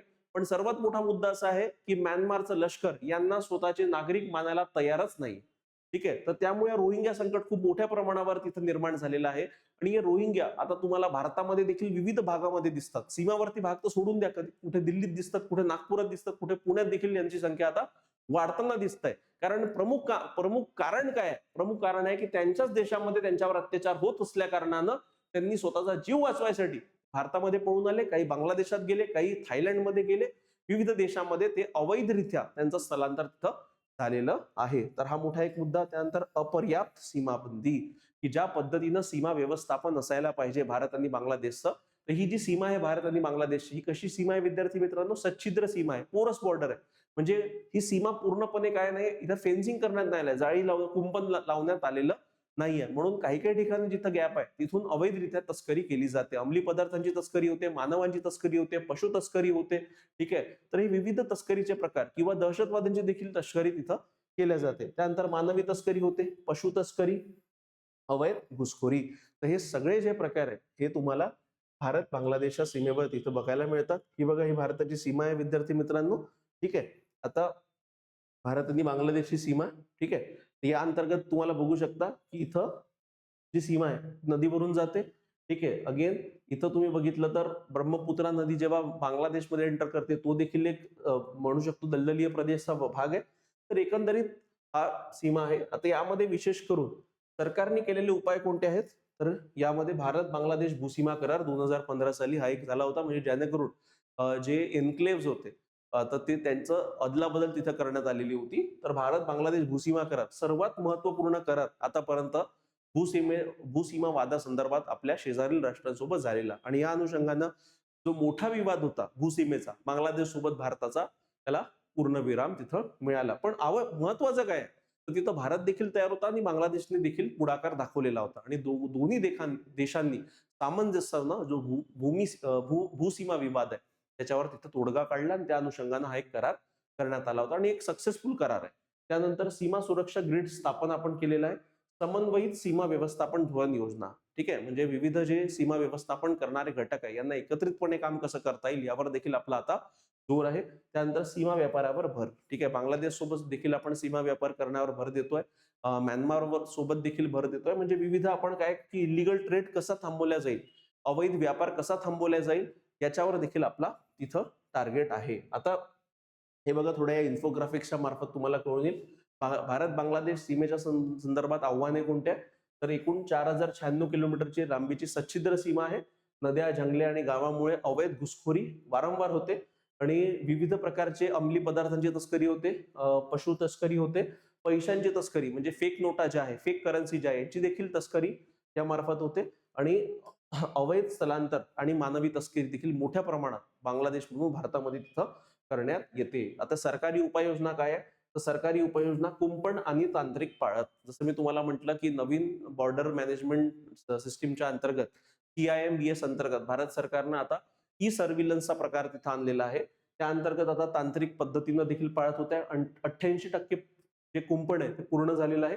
यामध्ये सेन्सर्स, रडार, ड्रोन्स आणि फ्लड लाईटचा वापर केला जातो आहे. ठीक आहे. फ्लड लाईट्स म्हणजे मोठे मोठे लाईट लावले जातात. BSF आधुनिकरण आणि समन्वय, जे बॉर्डर सिक्युरिटी फोर्स जी आहे, जी भारत आणि बांगलादेशची सीमा रक्षणाची जबाबदारी ज्या फोर्सेसकडे आहे, त्यांचं आधुनिकीकरण करण्यात येत आहे. नवीन प्रकारची हत्यारं, नाईट विजन गॉगल्स, म्हणजे रात्री देखील ते बघू शकले पाहिजेत सीमावर्ती भागात, अशा प्रकारचे तंत्रज्ञान त्यांना देण्यात येत आहे. बॉडी कॅम, GPS आणि बांगलादेश बॉर्डर सोबत संयुक्त बैठका, म्हणजे बांगलादेशची जी सीमा सुरक्षा आहे त्याची जबाबदारी बांगलादेश गार्डकडे आहे. तर त्यांच्यासोबत देखील आपण एकत्रितरित्या काम करतो. त्याला इंटिग्रेटेड चेकपोस्ट म्हणतात. म्हणजे दुसऱ्या देशाच्या सैन्यासोबत देखील आपण एकत्रित काम करतोय. सीमा विकास आणि कायदेशीर व्यापार, की सीमा भागातले जे गावं आहे, शहर आहे, यांचा देखील विकास योग्य पद्धतीनं व्हावा, त्या अनुषंगानं देखील भारत सरकार काय करताय? प्रयत्नशील आहे. त्यानंतर नेक्स्ट जी सीमा आहे भारत शेअर करतो ती भारत नेपाळ सीमा. जवळपास 1700 किलोमीटरची सीमा आहे विद्यार्थी मित्र. ठीक आहे. आणि अंदाजे जवळपास 60 ते 70 लाख नेपाळी लोक भारतामध्ये राहतात. आणि भारत आणि नेपाळची जी सीमा आहे ही ओपन बॉर्डर आहे. म्हणजे भारताचे नागरिक नेपाळमध्ये जाऊ शकतात आणि नेपाळचे नागरिक भारतामध्ये जाऊ शकतात. यांना कोणत्याही प्रकारचा विजा, पासपोर्टची आवश्यकता लागत नाही. सीमेची जी आखणी भारत आणि नेपाळमध्ये झाली आहे ही सुगोलीची संधी जी 1816 मध्ये झाली होती त्यानुसार ही करण्यात आली आहे. दोन्ही देशात खुली सीमा आहे शांती व मित्रतेच्या संधीनुसार. पण सीमा विवाद जर बघायला गेलं तर हा विवाद कालापानी व सुस्ता नदीचा दोन्ही देशात विवाद आहे. कालापानी आणि नंतर दुसरा आहे लिपू लेकवर नेपाळचा दावा आहे. ठीक आहे. एक तर कालापानी नावाचा एक रिजन आहे, त्याला घेऊन भारत आणि नेपाळमध्ये सीमा विवाद आहे. दुसरा विवाद आहे लिपू लेक आणि ISI व अन्य आतंकवादी गट हे नेपाळमधून कार्य करतात. उदाहरणार्थ इंडियन मुजाहिद्दीन नावाची संघटना ही नेपाळमध्ये कार्यरत होती आणि नेपाळ मार्गे फेक करन्सी, अंमली पदार्थांची तस्करी भारतामध्ये तिथं केली जाते. ठीक आहे. आता हे बघा, हा जो सीमा विवाद आहे हा प्रामुख्यानं नेपाळची जी सीमा उत्तराखंडला लागून आहे, हिमाचल प्रदेशला, तर तिथं हा डिस्प्युटेड कालापानी रिजन येतो. तर नेपाळचं असं म्हणणं आहे की हा कालापानी टेरिटरी आमची आहे, भारत म्हणतो आमची आहे. आणि दुसरा रिजन त्याच भागामध्ये एकंदरीत 3 रिजन आहे. एक आहे कालापानीचा रिजन, दुसरा आहे लिपू लेक पास आणि तिसरा आहे लिम्पियाधुरा पास. तर नेपाळ क्लेम करतो की हा तीन जेवढा जो मार्क केलेला भूप्रदेश आहे हा भूप्रदेश बेसिकली आता भारताकडे आहे, पण नेपाळ म्हणतो की हा भूप्रदेश आमचा आहे म्हणून. म्हणजे या भागाला घेऊन सीमा विवाद तिथं भारतासोबतचा आहे आणि हा उत्तराखंड सोबत तिथं नेपाळची जी सीमा आहे त्या भागात येतो, हे लक्षात ठेवा. आता सरकारने उचललेली पावले कोणती आहे नेपाळ सोबतची? तर भारताचं म्हणणं आहे की ठीक आहे, आपण सीमा विवाद जो काही आहे तो आपण सोडवू. त्या सोडवण्यासाठी पण आवश्यक आहे की नेपाळमध्ये राजकीय स्थिरता असणं फार आवश्यक आहे. भारतामध्ये तर स्थिरता आहे, पण नेपाळमध्ये जर अस्थिरता आहे तर असे विवाद सोडवता येणार नाही. सशस्त्र सीमा दलामध्ये गुप्तचर विभागाची स्थापना करण्यात आलेली आहे. कारण बघा, ही सीमा कशी ओपन सीमा आहे. ओपन बॉर्डर असल्या कारणानं आपल्याला सतत तिथं निगराणी ठेवणं आवश्यक आहे. कारण अवैध पद्धतीनं काय होतं ना, बहुतांश वेळा तुम्ही बॉलिवूडच्या पिक्चरामध्ये बघितलं असेल की भारतामध्ये काही म्हणजे बिहार झालं, उत्तर प्रदेश झालं, इथले जे क्रिमिनल्स असतात, ठीक आहे, तर हे क्रिमिनल तिथं गुन्हेगारी भारतात करतात आणि लपून कुठे राहतात? लपण्यासाठी नेपाळमध्ये जातात. बहुतेक दहशतवादी संघटना देखील भारतामध्ये दहशतवादी कारवाया करून नेपाळमध्ये तिथं लपण्यासाठी जातात आणि सीमा ओपन असल्या कारणामुळे हा प्रॉब्लेम आहे. पण आता नेपाळ आणि भारताची जी सीमा आहे त्याचं व्यवस्थापन देखील आता चोख करण्यात येणार आहे आणि या भागात देखील इंटिग्रेटेड चेकपोस्टची निर्मिती करण्यात आली. इंटिग्रेटेड चेकपोस्ट म्हणजे जिथे नेपाळची आर्मी आणि भारताचे जे सशस्त्र सीमा बल आहे हे एकत्रितरित्या आता काम करतील आणि अवैध पद्धतीनं जो काही व्यापार होत आहे, जो काही अंमली पदार्थांची तस्करी होत आहे, मानवी तस्करी होत आहे, यावर आळा घालण्यासाठी प्रयत्न करणार आहे. दोन्ही देशात सीमांत जिल्हा समन्वय समिती स्थापन करण्यात आली आहे. नेपाळला रस्ते व रेल्वे मार्गाने भारताशी जोडण्यात येत आहेत आणि इंटिग्रेटेड बॉर्डर चेकपोस्टची निर्मिती देखील करण्यात आली आहे. विद्यार्थी मित्रांनो, नेपाळ सोबत आपले जे संबंध आहे त्याला रोटी बेटी का संबंध म्हणतात. म्हणजे आपले रोटी बेटी का संबंध म्हणजे काय, तर बेसिकली आपल्या भागातले बिहार वगैरे जो भाग आहे त्या भागातले लोक नेपाळी लोकांसोबत लग्न करतात, नेपाळी लोक भारतातील लोकांसोबत लग्न करतात. तर एकत्रित आपण जर बघायला गेलं तर भारताचे नेपाळ सोबतचे संबंध फार जवळचे आणि कल्चरल संबंध देखील आहे. तर मग या अनुषंगानं या सीमा भागाला कंट्रोल करणं फार चॅलेंजिंग बनून जातं. त्यानंतर इंडो म्यानमार सीमा, ठीक आहे. इंडो म्यानमार सीमा जवळपास 1600 किलोमीटरची सीमा आहे आणि भारताचे ईशान्येकडील राज्य प्रामुख्याने अरुणाचल प्रदेश, नागालँड, मणिपूर, मिझोरम ची सीमा म्यानमार सोबत लागते. आणि या म्यानमारचा सर्वात मोठा प्रॉब्लेम काय आहे, तर भारताच्या ईशान्य भारतामध्ये जी विविध बंडखोरी संघटना ज्या आहेत, या बंडखोर संघटना हिंसक कारवाया ईशान्य भारतात करतात आणि लपून जायसाठी कुठे जातात? म्यानमारमध्ये जातात. म्हणजे म्यानमारमध्ये यांचे प्रॉपर ट्रेनिंग युनिट्स आहे. ज्या पद्धतीनं पाकिस्तानमध्ये ट्रेनिंग केलं जातं दहशतवाद्यांना, तशा पद्धतीनं यांचे ट्रेनिंग कॅम्प्स म्यानमारमध्ये आहे. आणि आपण बघा, सर्जिकल स्ट्राईक देखील आपण म्यानमारमध्ये पहिली केली होती. ठीक आहे. नागालँड मधले जे बंडखोर संघटना होती त्यांच्यावर आपण पहिला अटॅक केला होता.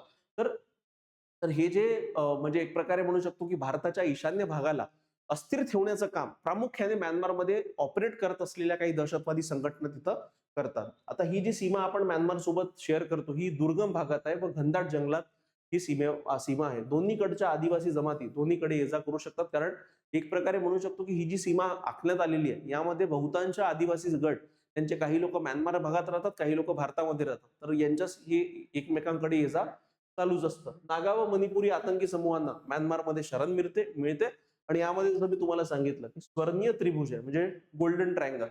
तर अंमली पदार्थांची जी तस्करी होते त्यामध्ये लाओस, थायलंड, व्हिएतनाम हे जे देश आहे, या देशांमध्ये अंमली पदार्थांचं मोठ्या प्रमाणावर उत्पादन होतं आणि हे अंमली पदार्थांचं उत्पादन मग कुठे? ईशान्य भारताच्या मार्गे भारतामध्ये तिथं टाकण्यात येतं आणि जवळ असल्याने मोठ्या प्रमाणावर अंमली पदार्थांची तस्करी होते आणि इथूनच चीनी वस्तू व हत्यारांची भारतात तस्करी होते. आणि या चीनी वस्तू व हत्यार यांचाच उपयोग नक्षलवादी आतापर्यंत करत होते, पण त्यांच्यावर देखील बऱ्या प्रमाणात तिथं आळा घालण्यात आलाय. आणि भारत सरकार देखील म्यानमार सरकारसोबत किंवा म्यानमारच्या लष्करासोबत सतत संपर्कात असते.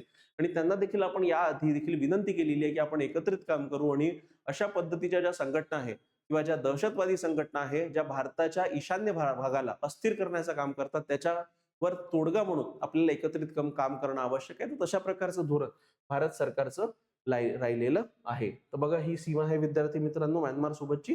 तर जवळपास आपले 4 जे राज्य आहे, एक अरुणाचल प्रदेश जवळपास 520 किलोमीटरची सीमा, नागालँड 215 किलोमीटर, मणिपूर 398 आणि मिझोरम 510. तर एवढी सीमा, या 4 राज्यांची सीमा म्यानमारला लागून आहे. ते सेमच मॅप आहे.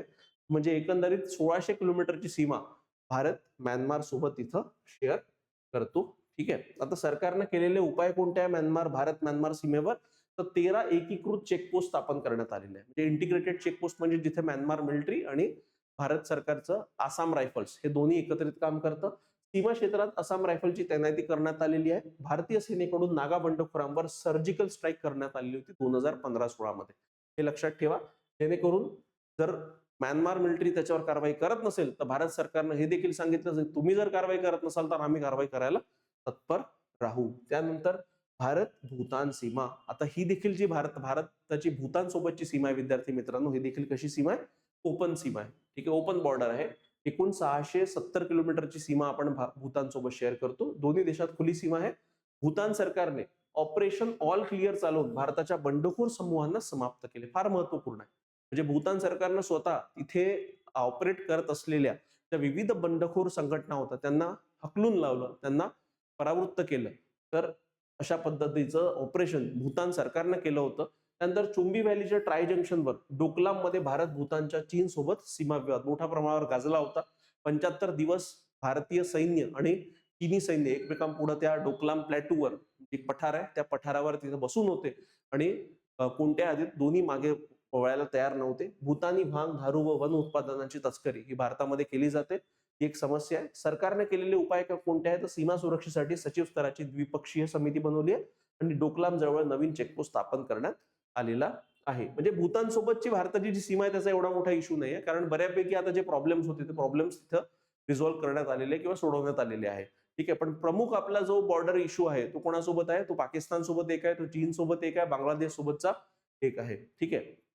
हे बघा, आता ही जी चुंबी व्हॅली होती, मॅपवर थोडं बघा. आता ट्राय जंक्शन म्हणजे काय? तर 3 देश एकत्रित येत आहेत. एक भूतान, हा भूतान, खाली सिक्कीम म्हणजे आपला इथला बांगलादेश, आपला भारत आणि वरतून चीन. तर इथे येते ते 3. हे आहे डोकलामचा तो रिजन. तर इथे बेसिकली भारतीय सैन्य आणि चीनी सैन्य एकमेकांपुढे उभं टाकलं होतं आणि ही व्हॅली जी आहे या व्हॅलीला चुंबी व्हॅली म्हणतात. एवढं लक्षात ठेवा. खाली सिलिगुरी कॉरिडॉर आहे. तर अशा पद्धतीनं या डोकलाम भागात चीनी सैन्य भारतीय सैन्यापुढे तिथं उभं ठाकलं होतं. म्हणजे जसं मी तुम्हाला सांगितलं, चीनचं विस्तारवादी धोरण आहे. चीन सतत आपल्या शेजारील राष्ट्रांसोबत त्याचे सीमा विवाद चालूच असतात. तर त्यामध्ये भूतान सारखा छोटा देशी त्यांनी सोडलेला नाही. म्हणजे बघा, भारतासोबत तर ठीक आहे, पण भूतान सारखा छोटा देशी म्हणजे सोडत नसेल, तुम्हीच विचार करू शकता किती मोठ्या प्रमाणावर विस्तारवादी धोरण चीनचं असलं पाहिजे. त्यानंतर आता हे झाले विविध देशांसोबत, म्हणजे भारताच्या जे शेजारील राष्ट्र आहेत त्यांच्यासोबत असलेले भारताचे भूसीमा विवाद. आता व्यापक एकीकृत सीमा व्यवस्थापन प्रणाली ही मधुकर गुप्ता समितीने याची शिफारस केलेली होती. ठीक आहे. त्या अंतर्गतच एकीकृत सीमा व्यवस्थापन प्रणाली बनवण्यात आली होती. तर CIMBS मी तुम्हाला सांगितलं. आता या अंतर्गत काय 24 तास निरीक्षणाची सुविधा आहे. म्हणजे पहिले काय व्हायचं, फक्त दिवसा निरीक्षण आपण करू शकत असतो, पण आता रात्री देखील 24 तास इथं निरीक्षण सीमा भागाचं होतं. या अंतर्गत रडार, सोनार, कॅमेरा, डिटेक्टरचा सीमा व्यवस्थापनात समावेश करण्यात आलेला आहे. सोबतच फायबर ऑप्टिकल्स व कृत्रिम उपग्रहांचा देखील वापर करण्यात आलेला आहे. ड्रोन्स वगैरे देखील आता वापरले जात आहेत. शांती काळात सीमा व्यवस्थापन हे गृह मंत्रालय अंतर्गत येते. ठीक आहे. सीमा व्यवस्थापनात कमी शोधण्यासाठी GP भटनागर कमिटी स्थापन करण्यात आली होती. म्हणजे सीमा व्यवस्थापनामध्ये अजून काय प्रॉब्लेम आहे त्याला घेऊन GP भटनागर 2 कमिटी लक्षात ठेवा. एक मधुकर गुप्ता कमिटी, त्याच्या अंतर्गत त्याच्या अंतर्गत कोणती कमिटी, कोणतं व्यवस्थापन प्रणाली बनवण्यात आली? व्यापक एकीकृत सीमा व्यवस्थापन प्रणाली बनवण्यात आली. आणि दुसरं GP भटनागर समिती. आता GP भटनागर समितीच्या रिकमेंडेशनवर एका सीमेची जबाबदारी एकाच दलाकडे असावी. म्हणजे यांनी काय म्हटलं की एका सीमेची जबाबदारी एकाच दलाकडे असावी. जसं आता सध्या परिस्थितीत काय तर बॉर्डर सिक्युरिटी फोर्सेस जे आहे यांच्याकडे 2 सीमा व्यवस्थापन आहे, एक भारत पाकिस्तान आणि भारत बांगलादेश आहे. तर असं नसायला पाहिजे बा, ते एका देशाची सीमा एकाच दलाकडे असायला पाहिजे. अर्धसैनिक दलांचे नियंत्रण हे सेनेकडे असावे. यांनी म्हटलेलं आहे की ज्या पॅरामिलिटरी फोर्सेस आहे यांचं जे नियंत्रण आहे ते त्यांच्या याच्याकडे असतं, गृह मंत्रालयाकडे असतं. तसं नसायला पाहिजे. तर यांचं अर्धसैनिक दलांचं नियंत्रण देखील कोणाकडे असायला पाहिजे? आर्मीकडे असलं पाहिजे, लष्कराकडे असलं पाहिजे. सेनेमधून अर्धसैनिक पोलीस दलात पार्श्व प्रवेश असावा. म्हणजे आता सद्य परिस्थितीत काय, जर कोणता नेता, कोणता सैनिक जर बीएसएफ मध्ये काम करतोय, तो आर्मी मध्ये नाही जाऊ शकत. त्याला बीएसएफ मध्येच आपलं पूर्ण आयुष्य काढावं लागेल. तर या जे.पी. भटनागरनी म्हटलं होतं की यांना म्हणजे अर्धसैनिक दलातून सैनिकी दलात जाता आलं पाहिजे, अशा पद्धतीचं काही प्रावधान तिथं बनवा. म्हणजे हे 3 मोठ्या रिकमेंडेशन जी.पी. भटनागर कमिटीनं तिथं केल्या होत्या. तर हे लक्षात ठेवा. आता सीमा व्यवस्थापनासमोरील आव्हाने कोणते आहेत? तर पहिले तर आहे चीनपेक्षा कमी संरचना उभारणी. म्हणजे आपलं जे बेसिक इन्फ्रास्ट्रक्चर आहे, बॉर्डर इन्फ्रास्ट्रक्चर आहे, त्याचं प्रमाण भारताचं काय फार कमी आहे. चीननं सीमा भागामध्ये मोठ्या प्रमाणावर रस्ते, रेल्वे बांधणी केलेली आहे आणि भारत देखील आता करतोय, पण त्यांच्या तुलनेत कमी आहे. अनेक दलांद्वारे सीमेचे व्यवस्थापन करण्यात येते. हे देखील एक मोठं आव्हान आहे. जसं आपण बघितलं की बॉर्डर सिक्युरिटी फोर्स आहे, सशस्त्र सीमा बल आहे, Indo Tibetan border police force आहे. ठीक आहे, म्हणजे विविध देशांसोबतची सीमा व्यवस्थापन विविध दलांना देण्यात आलंय. तर यामुळे काय होतं ना, की व्यवस्थापन करताना प्रॉब्लेम येतो. त्यानंतर काही ठिकाणी गृह, तर काही ठिकाणी रक्षा मंत्रालयाकडे कमांड आहे. जसं आता गृह मंत्रालयाकडे कुठे आहे, जिथं जिथं अर्धसैनिक दल आहे, म्हणजे पॅरामिलिटरी फोर्सेस आहे, तर बॉर्डर सिक्युरिटी फोर्स असू द्या, Indo Tibetan border police force असू द्या, सशस्त्र सीमा बल असू द्या, तर यांचं पूर्ण जे नेतृत्व आहे किंवा मॅनेजमेंट ते गृह मंत्रालय बघतं. पण एलओसी आणि एलएसी जे आहे, लाईन ऑफ कंट्रोल आणि लाईन ऑफ ऍक्च्युअल कंट्रोल, याचं जबाबदारी रक्षा मंत्रालयाकडे देण्यात आलेली आहे. म्हणजे काय, तर कमांड वेगवेगळी आहे. आणि अपर्याप्त वित्त व मनुष्यबळ फार मोठा इश्यू आहे, की जेवढा पैसा मिळाला पाहिजे सीमावर्ती भागांना, तेवढा पैसा दिला जात नाही, तेवढा विकास त्या भागाचा झालेला नाहीये आणि तेवढं मनुष्यबळ देखील त्या भागांना मिळत नाही. यामुळे जे सीमा व्यवस्थापन ज्या पद्धतीनं व्हायला पाहिजे त्या पद्धतीनं होताना दिसत नाही आपल्याला. हे लक्षात ठेवा. आता हे झालं भूसीमेबद्दल. आता यानंतर आपण बघूया सागरी सीमारेषाबद्दल. आता भारताची सागरी सीमा किती आहे? जसं मी तुम्हाला सांगितलं की नवीन पद्धतीच्या मोजमापनुसार भारताची सद्य परिस्थितीत सागरी सीमा आहे 11,098 किलोमीटर आहे. आणि समुद्री सीमेवरील सर्वात मोठे आव्हाने कोणते आहेत? तर पहिला आहे समुद्री आतंकवाद. तुम्हा सगळ्यांना विद्यार्थी मित्रांनो 26/11चा हल्ला ठाऊक असेलच. ठीक आहे, 26/11चा हल्ला तुम्हाला ठाऊक असेलच. त्या समुद्री आतंकवाद समुद्रामार्गे झाला होता. ठीक आहे, त्यानंतर दुसरं पायरसी, चाचेगिरी ज्याला म्हणतात. तर हे पायरसीचं प्रमाण इंडियन ओशन मध्ये मोठ्या प्रमाणावर वाढताना दिसतंय.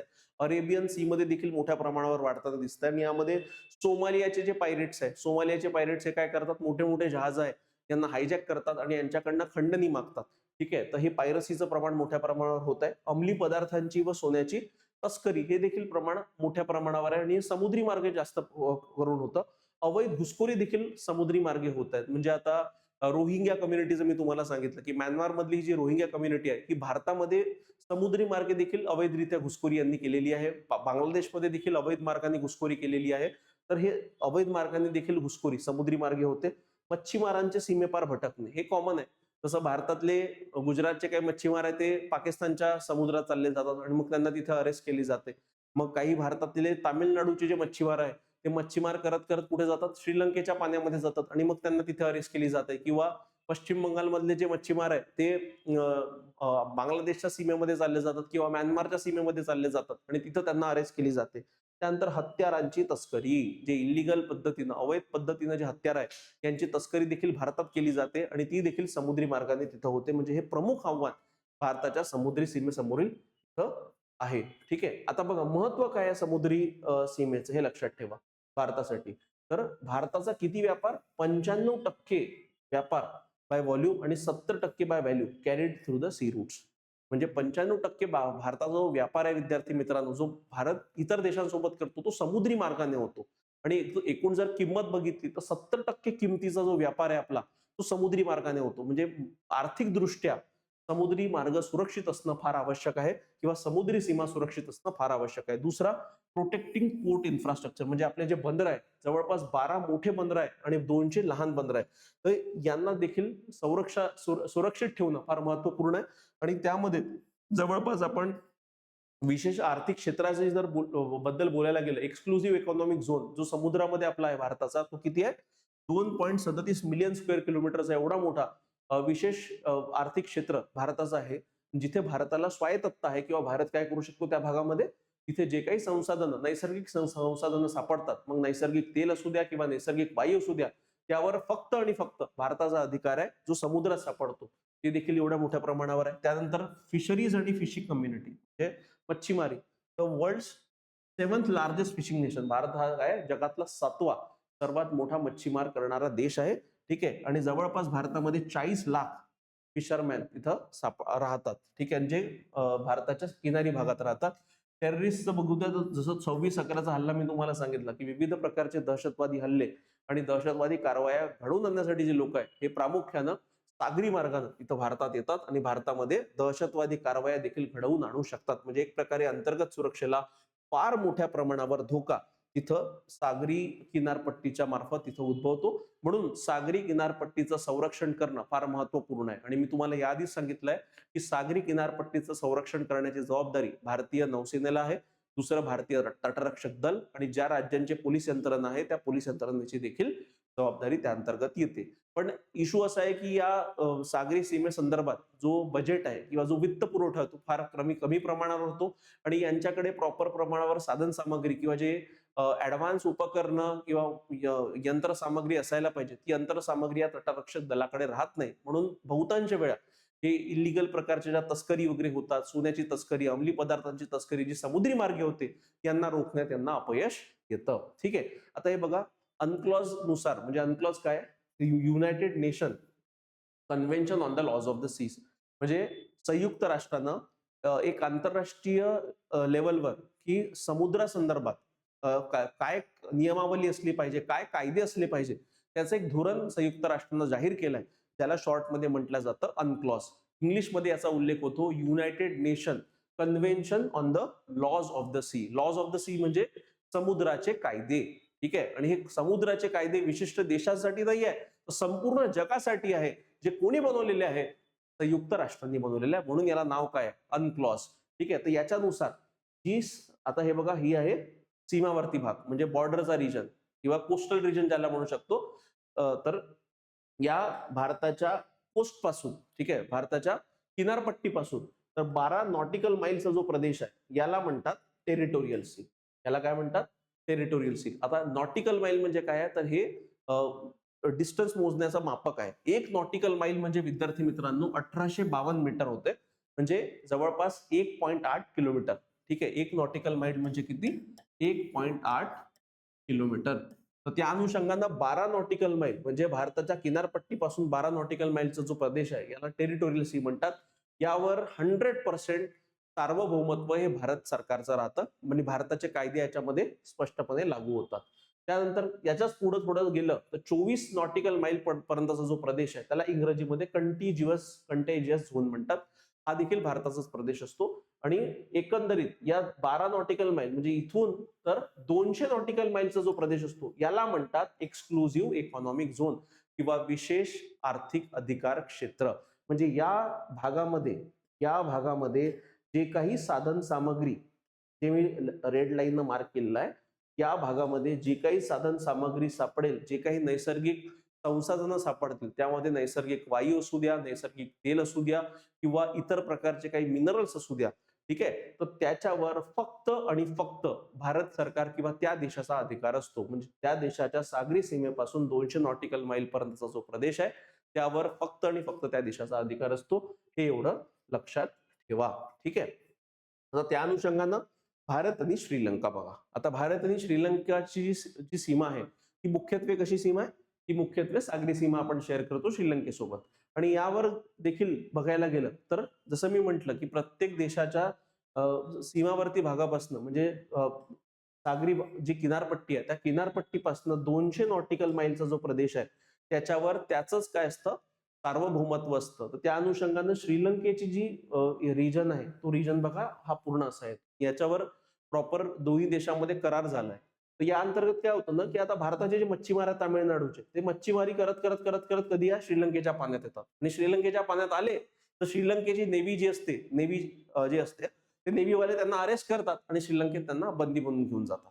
आता एक तर हे आहे की आपले जे मच्छीमार आहेत ते मच्छीमार अवैधरित्या श्रीलंकेच्या पाण्यात घुसतात आणि तिथे त्यांना अरेस्ट केलं जातं. आता ते अवैधरित्या म्हणजे जाणीवपूर्वक जात नाही, पण इश्यू असा होऊन राहिला ना की भारताची ही जी पालची समुद्रधुनी आहे, इथे ज्या प्रमाणात पहिले मच्छी सापडायच्या त्याचं प्रमाण फार कमी झालेलं आहे.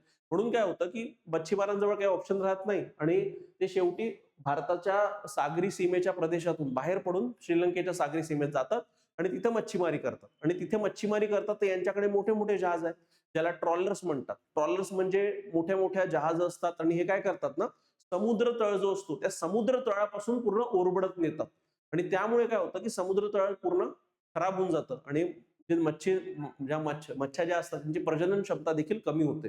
तर म्हणून यांना मग अरेस्ट केलं जातं, म्हणजे त्या मच्छीमाराला देखील अरेस्ट केलं जातं भारताच्या, आणि त्यांचे जे मोठे मोठे जहाज याला ट्रॉलर म्हणतात, यांना देखील अरेस्ट केलं जातं. ठीक आहे.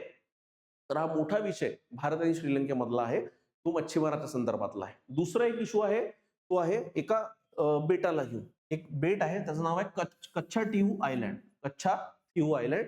तर हे या बेटाला घेऊन देखील काय आहे ना, झगडे चालू आहे भारत आणि श्रीलंकेमध्ये. भारत म्हणतो हे बेट आमचं आहे, श्रीलंका म्हणतो हे बेट आमचं आहे. तर हे जे कच्छा टिहू बेट आहे, तर हे बेसिकली ही एक प्रकारचं डिस्प्युटेड टेरिटरी आहे. याला घेऊन याच्यावर वादविवाद चालू आहे. भारत म्हणतो आमचं बेट आहे, श्रीलंका म्हणतो आमचं बेट आहे, आणि नंतर तशाच प्रकारचं काय वाटजे बँक याला देखील घेऊन झगडा तिथं भारत आणि श्रीलंकेचा सीमा विवाद चालू आहे विद्यार्थी मित्रांनो. आणि हा एक प्रॉब्लेम या दोन आयलँडला घेऊन आहे, हे लक्षात ठेवा तुम्ही. म्हणजे श्रीलंका आणि भारताचा देखील उल्लेख करायला गेला, जरी आपली सागरी सीमा आपण दोन्ही देश शेअर करत असलो तरी सागरी सीमेला घेऊन देखील काय आहे, तिथं विवाद आहे. आणि त्याच्यावर देखील भारत सरकार सतत श्रीलंकन सरकारसोबत इथं वार्तालाप त्यांची चालूच असते, बोलणं चालूच असते. आणि दोन्ही देशांचे प्रयत्न राहिले आहेत की लवकरात लवकर हा जो सीमा विवाद आहे, सागरी सीमा विवाद, याच्यावर तोडगा निघाला पाहिजे. आता सागरी सुरक्षेसमोरील मुद्दे कोणते आहेत? नौसेना, कोस्ट गार्ड, समुद्री पोलीस अशी अनेक स्तरीय संरचना. प्रॉब्लेम आहे की आता 3 इन्स्टिट्यूट आहे, म्हणजे एक तर नौसेना आहे, कोस्ट गार्ड आहे, तटीय सुरक्षा दल आणि समुद्री पोलीस आहे. या तिघांनाही एकत्रित काम करणं फार आवश्यक आहे, पण हे एकत्रित काम जनरली करत नाही. नंतर प्रभावी निरीक्षण क्षमता नाही, म्हणजे यांच्याकडे आता फंड नाही. फंड नसल्या कारणाने यांच्याकडे तशी इक्विपमेंट नाही आहे. इक्विपमेंट नसल्या कारणानं तशा प्रकारची सुरक्षा प्रणाली अजून देखील बनलेली नाहीये. आतंकवादाशी लढण्यासाठी प्रशिक्षणाची कमतरता. जर कोणते आतंकवादी जर समुद्री मार्गे येत असेल तर या तटरक्षक दलाकडे तेवढे ऍडव्हान्स लेवलचे वेपन्स राहत नाही आणि त्यामुळे यांना प्रशिक्षणही देण्यात येत नाही की जर कोणता आतंकवादी समूह जर येत असेल तर त्याला कसं टॅकल करायचं. नौसेनेला अपुरा वित्त पुरवठा, म्हणजे ज्या प्रमाणावर वित्त पुरवठा व्हायला पाहिजे त्या प्रमाणावर वित्त पुरवठा नौसेनेला तिथं होताना दिसत नाही. ठीक आहे. पण आता आता जर बघायला गेलं तर मोठ्या प्रमाणावर तिथं आता फंडिंग सरकारतर्फे तिथे इश्यू करण्यात आलेली आहे. त्यानंतर 26/11चा मुंबई हल्ला तर तुम्हाला माहित असेल. त्यानंतर काही बदल गेले की मच्छीमारांना ओळखपत्र देण्यात आलेले आहे. जे भारतीय जहाज आहे, म्हणजे जे मच्छीमार जे जहाज वापरतात त्यांना आता जीपीएस प्रणाली देखील देण्यात आलेली आहे आणि त्यांना सांगण्यात आले आहे की तुमच्या जहाजावर तुम्ही भारताचा झेंडा लावा.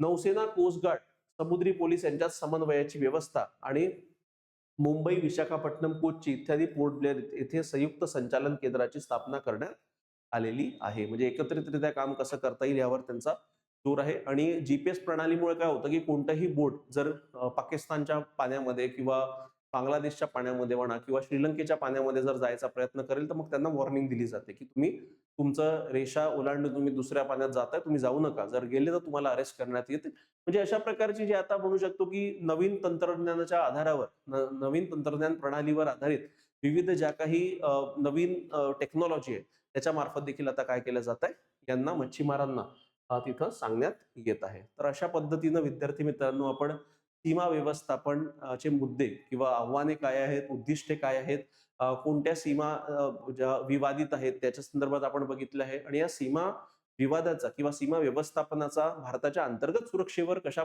पद्धतीनं विपरीत परिणाम होऊ शकतो हे देखील आपण आजच्या लेक्चरमध्ये बघितलेलं आहे. आणि प्रत्येक देशांसोबत, म्हणजे भारत पाकिस्तान असू द्या, भारत नेपाळ असू द्या, भारत श्रीलंका असू द्या, भारत म्यानमार असू द्या, यांसोबत आपले प्रॉब्लेम्स काय आहेत, कोणते विवाद आहेत हे देखील आपण संक्षिप्त स्वरूपात बघितलेलं. बघा, यावर तुम्हाला प्रश्न सोप्या पद्धतीने येऊ शकतो. प्रश्न येऊ शकतो की सीमा व्यवस्थापन म्हणजे काय, सीमा व्यवस्थापनाची व्याख्या तुम्हाला लिहावी लागेल आणि सीमा व्यवस्थापनाचे उद्दिष्ट काय आणि आव्हाने कोणते, असा सोपा एक प्रश्न तिथे बनवला जाऊ शकतो. मग त्या अनुषंगाने तुम्ही हे उत्तर लिहायचा तयारी करा आणि जेवढे पॉईंट्स मी याच्यामध्ये या स्लाइड्स मध्ये टाकलेले आहेत that is more than enough. एवढा जरी तुम्ही अभ्यास केला तरी तुम्ही योग्य पद्धतीने तिथं उत्तर लिहू शकता. आणि यावर भारत सरकार काय करताय, जसं जे 2 कमिटीज मी तुम्हाला सांगितल्या, तर 2 कमिटीज का उल्लेख तुम्ही उत्तर लिखाणात करायलाच पाहिजे की भारत सरकारचे प्रयत्न चालू आहे. आणि इंटिग्रेटेड चेकपोस्ट म्हणा किंवा इंटिग्रेटेड प्रणाली, इंटिग्रेटेड बॉर्डर मॅनेजमेंट यांची देखील आपण निर्मिती केलेली आहे. आणि जसं मी म्हटलं की 2022-23 साली 2022-23 साली भारत सरकारनं बजेटमध्ये एक घोषणा केली होती ज्याला म्हणतात vibrant village programme. Vibrant village programme. हा व्हायब्रंट विलेज प्रोग्राम भारत सरकारनं 2022-23च्या बजेटमध्ये जाहीर करण्यात आला होता. त्याचं पर्पज काय आहे, उद्देश काय आहे? त्या व्हायब्रंट विलेज प्रोग्रामचा उद्देश आहे की जे सीमावर्ती भागातील गावं आहेत, सीमावर्ती भागातील विभाग आहेत जे अजूनही मागासलेले आहेत, त्यांचा योग्य पद्धतीने विकास व्हायला पाहिजे म्हणून भारत सरकारनं विशेष योजना त्यांच्यासाठी लॉन्च करण्यात केलेली आहे. आणि या अंतर्गत देखील आता सीमावर्ती भागाचा विकास मोठ्या प्रमाणावर तिथं होताना दिसतोय. त्या भागात देखील आता इंटरनेटच्या सुविधा असू द्या, रस्ते असू द्या, रोड असू द्या, यांचा मोठ्या प्रमाणावर विकास तिथे होताना दिसत आहे. तर ही खूप चांगली योजना तिथं भारत सरकारनं लॉन्च केली आहे. आणि दुसरं इंटिग्रेटेड बॉर्डर मॅनेजमेंट, या म्हणजे एकत्रितरित्या इंटिग्रेटेड बॉर्डर मॅनेजमेंट यावर देखील भारत सरकारचा आता जोर आहे. ठीक आहे. आणि अशाच आणि बॉर्डर भागामध्ये किंवा सीमावर्ती भागामध्ये जे काही पायाभूत सुविधा आहे त्यांची निर्मिती करायसाठी 1960 मध्ये जवाहरलाल नेहरू यांनी बॉर्डर रोड ऑर्गनायझेशन याची निर्मिती केली होती, ज्याला BRO म्हणतात, बॉर्डर रोड ऑर्गनायझेशन. ठीक आहे. तर या बॉर्डर रोड ऑर्गनायझेशन अंतर्गत जे काही आपण म्हणतो रस्ते विकास होतो आहे, पूल बांधण्यात येत आहे, नदीवरचे पूल असू द्या किंवा छोटे छोटे ब्रिजेस असू द्या किंवा रेल्वेची कनेक्टिव्हिटी असू द्या, तर जिथेही तुम्हाला मिलिटरी दिसत आहे हे सगळे कामं करताना, कधी जर तुम्ही जम्मू अँड काश्मीर फिरायला गेले, ईशान्य भारतात फिरायला गेले आणि जर मिलिटरीचे अधिकारी काही असे जर हे कामं होत असतील तर ते BRO करते, बॉर्डर रोड ऑर्गनायझेशन. याची निर्मिती 1960 मध्ये जवाहरलाल नेहरू यांनी केली होती. आणि याचा उद्देश काय आहे, तर सीमावर्ती भागात ज्या पायाभूत सुविधा आहेत त्या पायाभूत सुविधाची निर्मिती लवकरात लवकर करणं, तर हा BROचा उद्देश आहे. तर हे तीनच गोष्टी तुम्ही लक्षात ठेवा. यावर देखील तुम्हाला पेपरमध्ये प्रश्न आला की सरकार काय करताय, तुम्ही याचा देखील उल्लेख करू शकता. ठीक आहे. तर विद्यार्थी मित्रांनो, आजच्या व्हिडिओमध्ये इतकंच. तुम्हाला कोणाला डाऊट असेल तुम्ही मला डाऊट विचारू शकता. अगेन मी तुम्हाला लेक्चरच्या सुरुवातीलाच माझा मोबाईल नंबर दिलेला आहे. तुम्हाला काही डाऊट असेल तर तुम्ही तिथे कमेंट करू शकता. तर विद्यार्थी मित्रांनो, आजच्या व्हिडिओमध्ये इतकंच. धन्यवाद.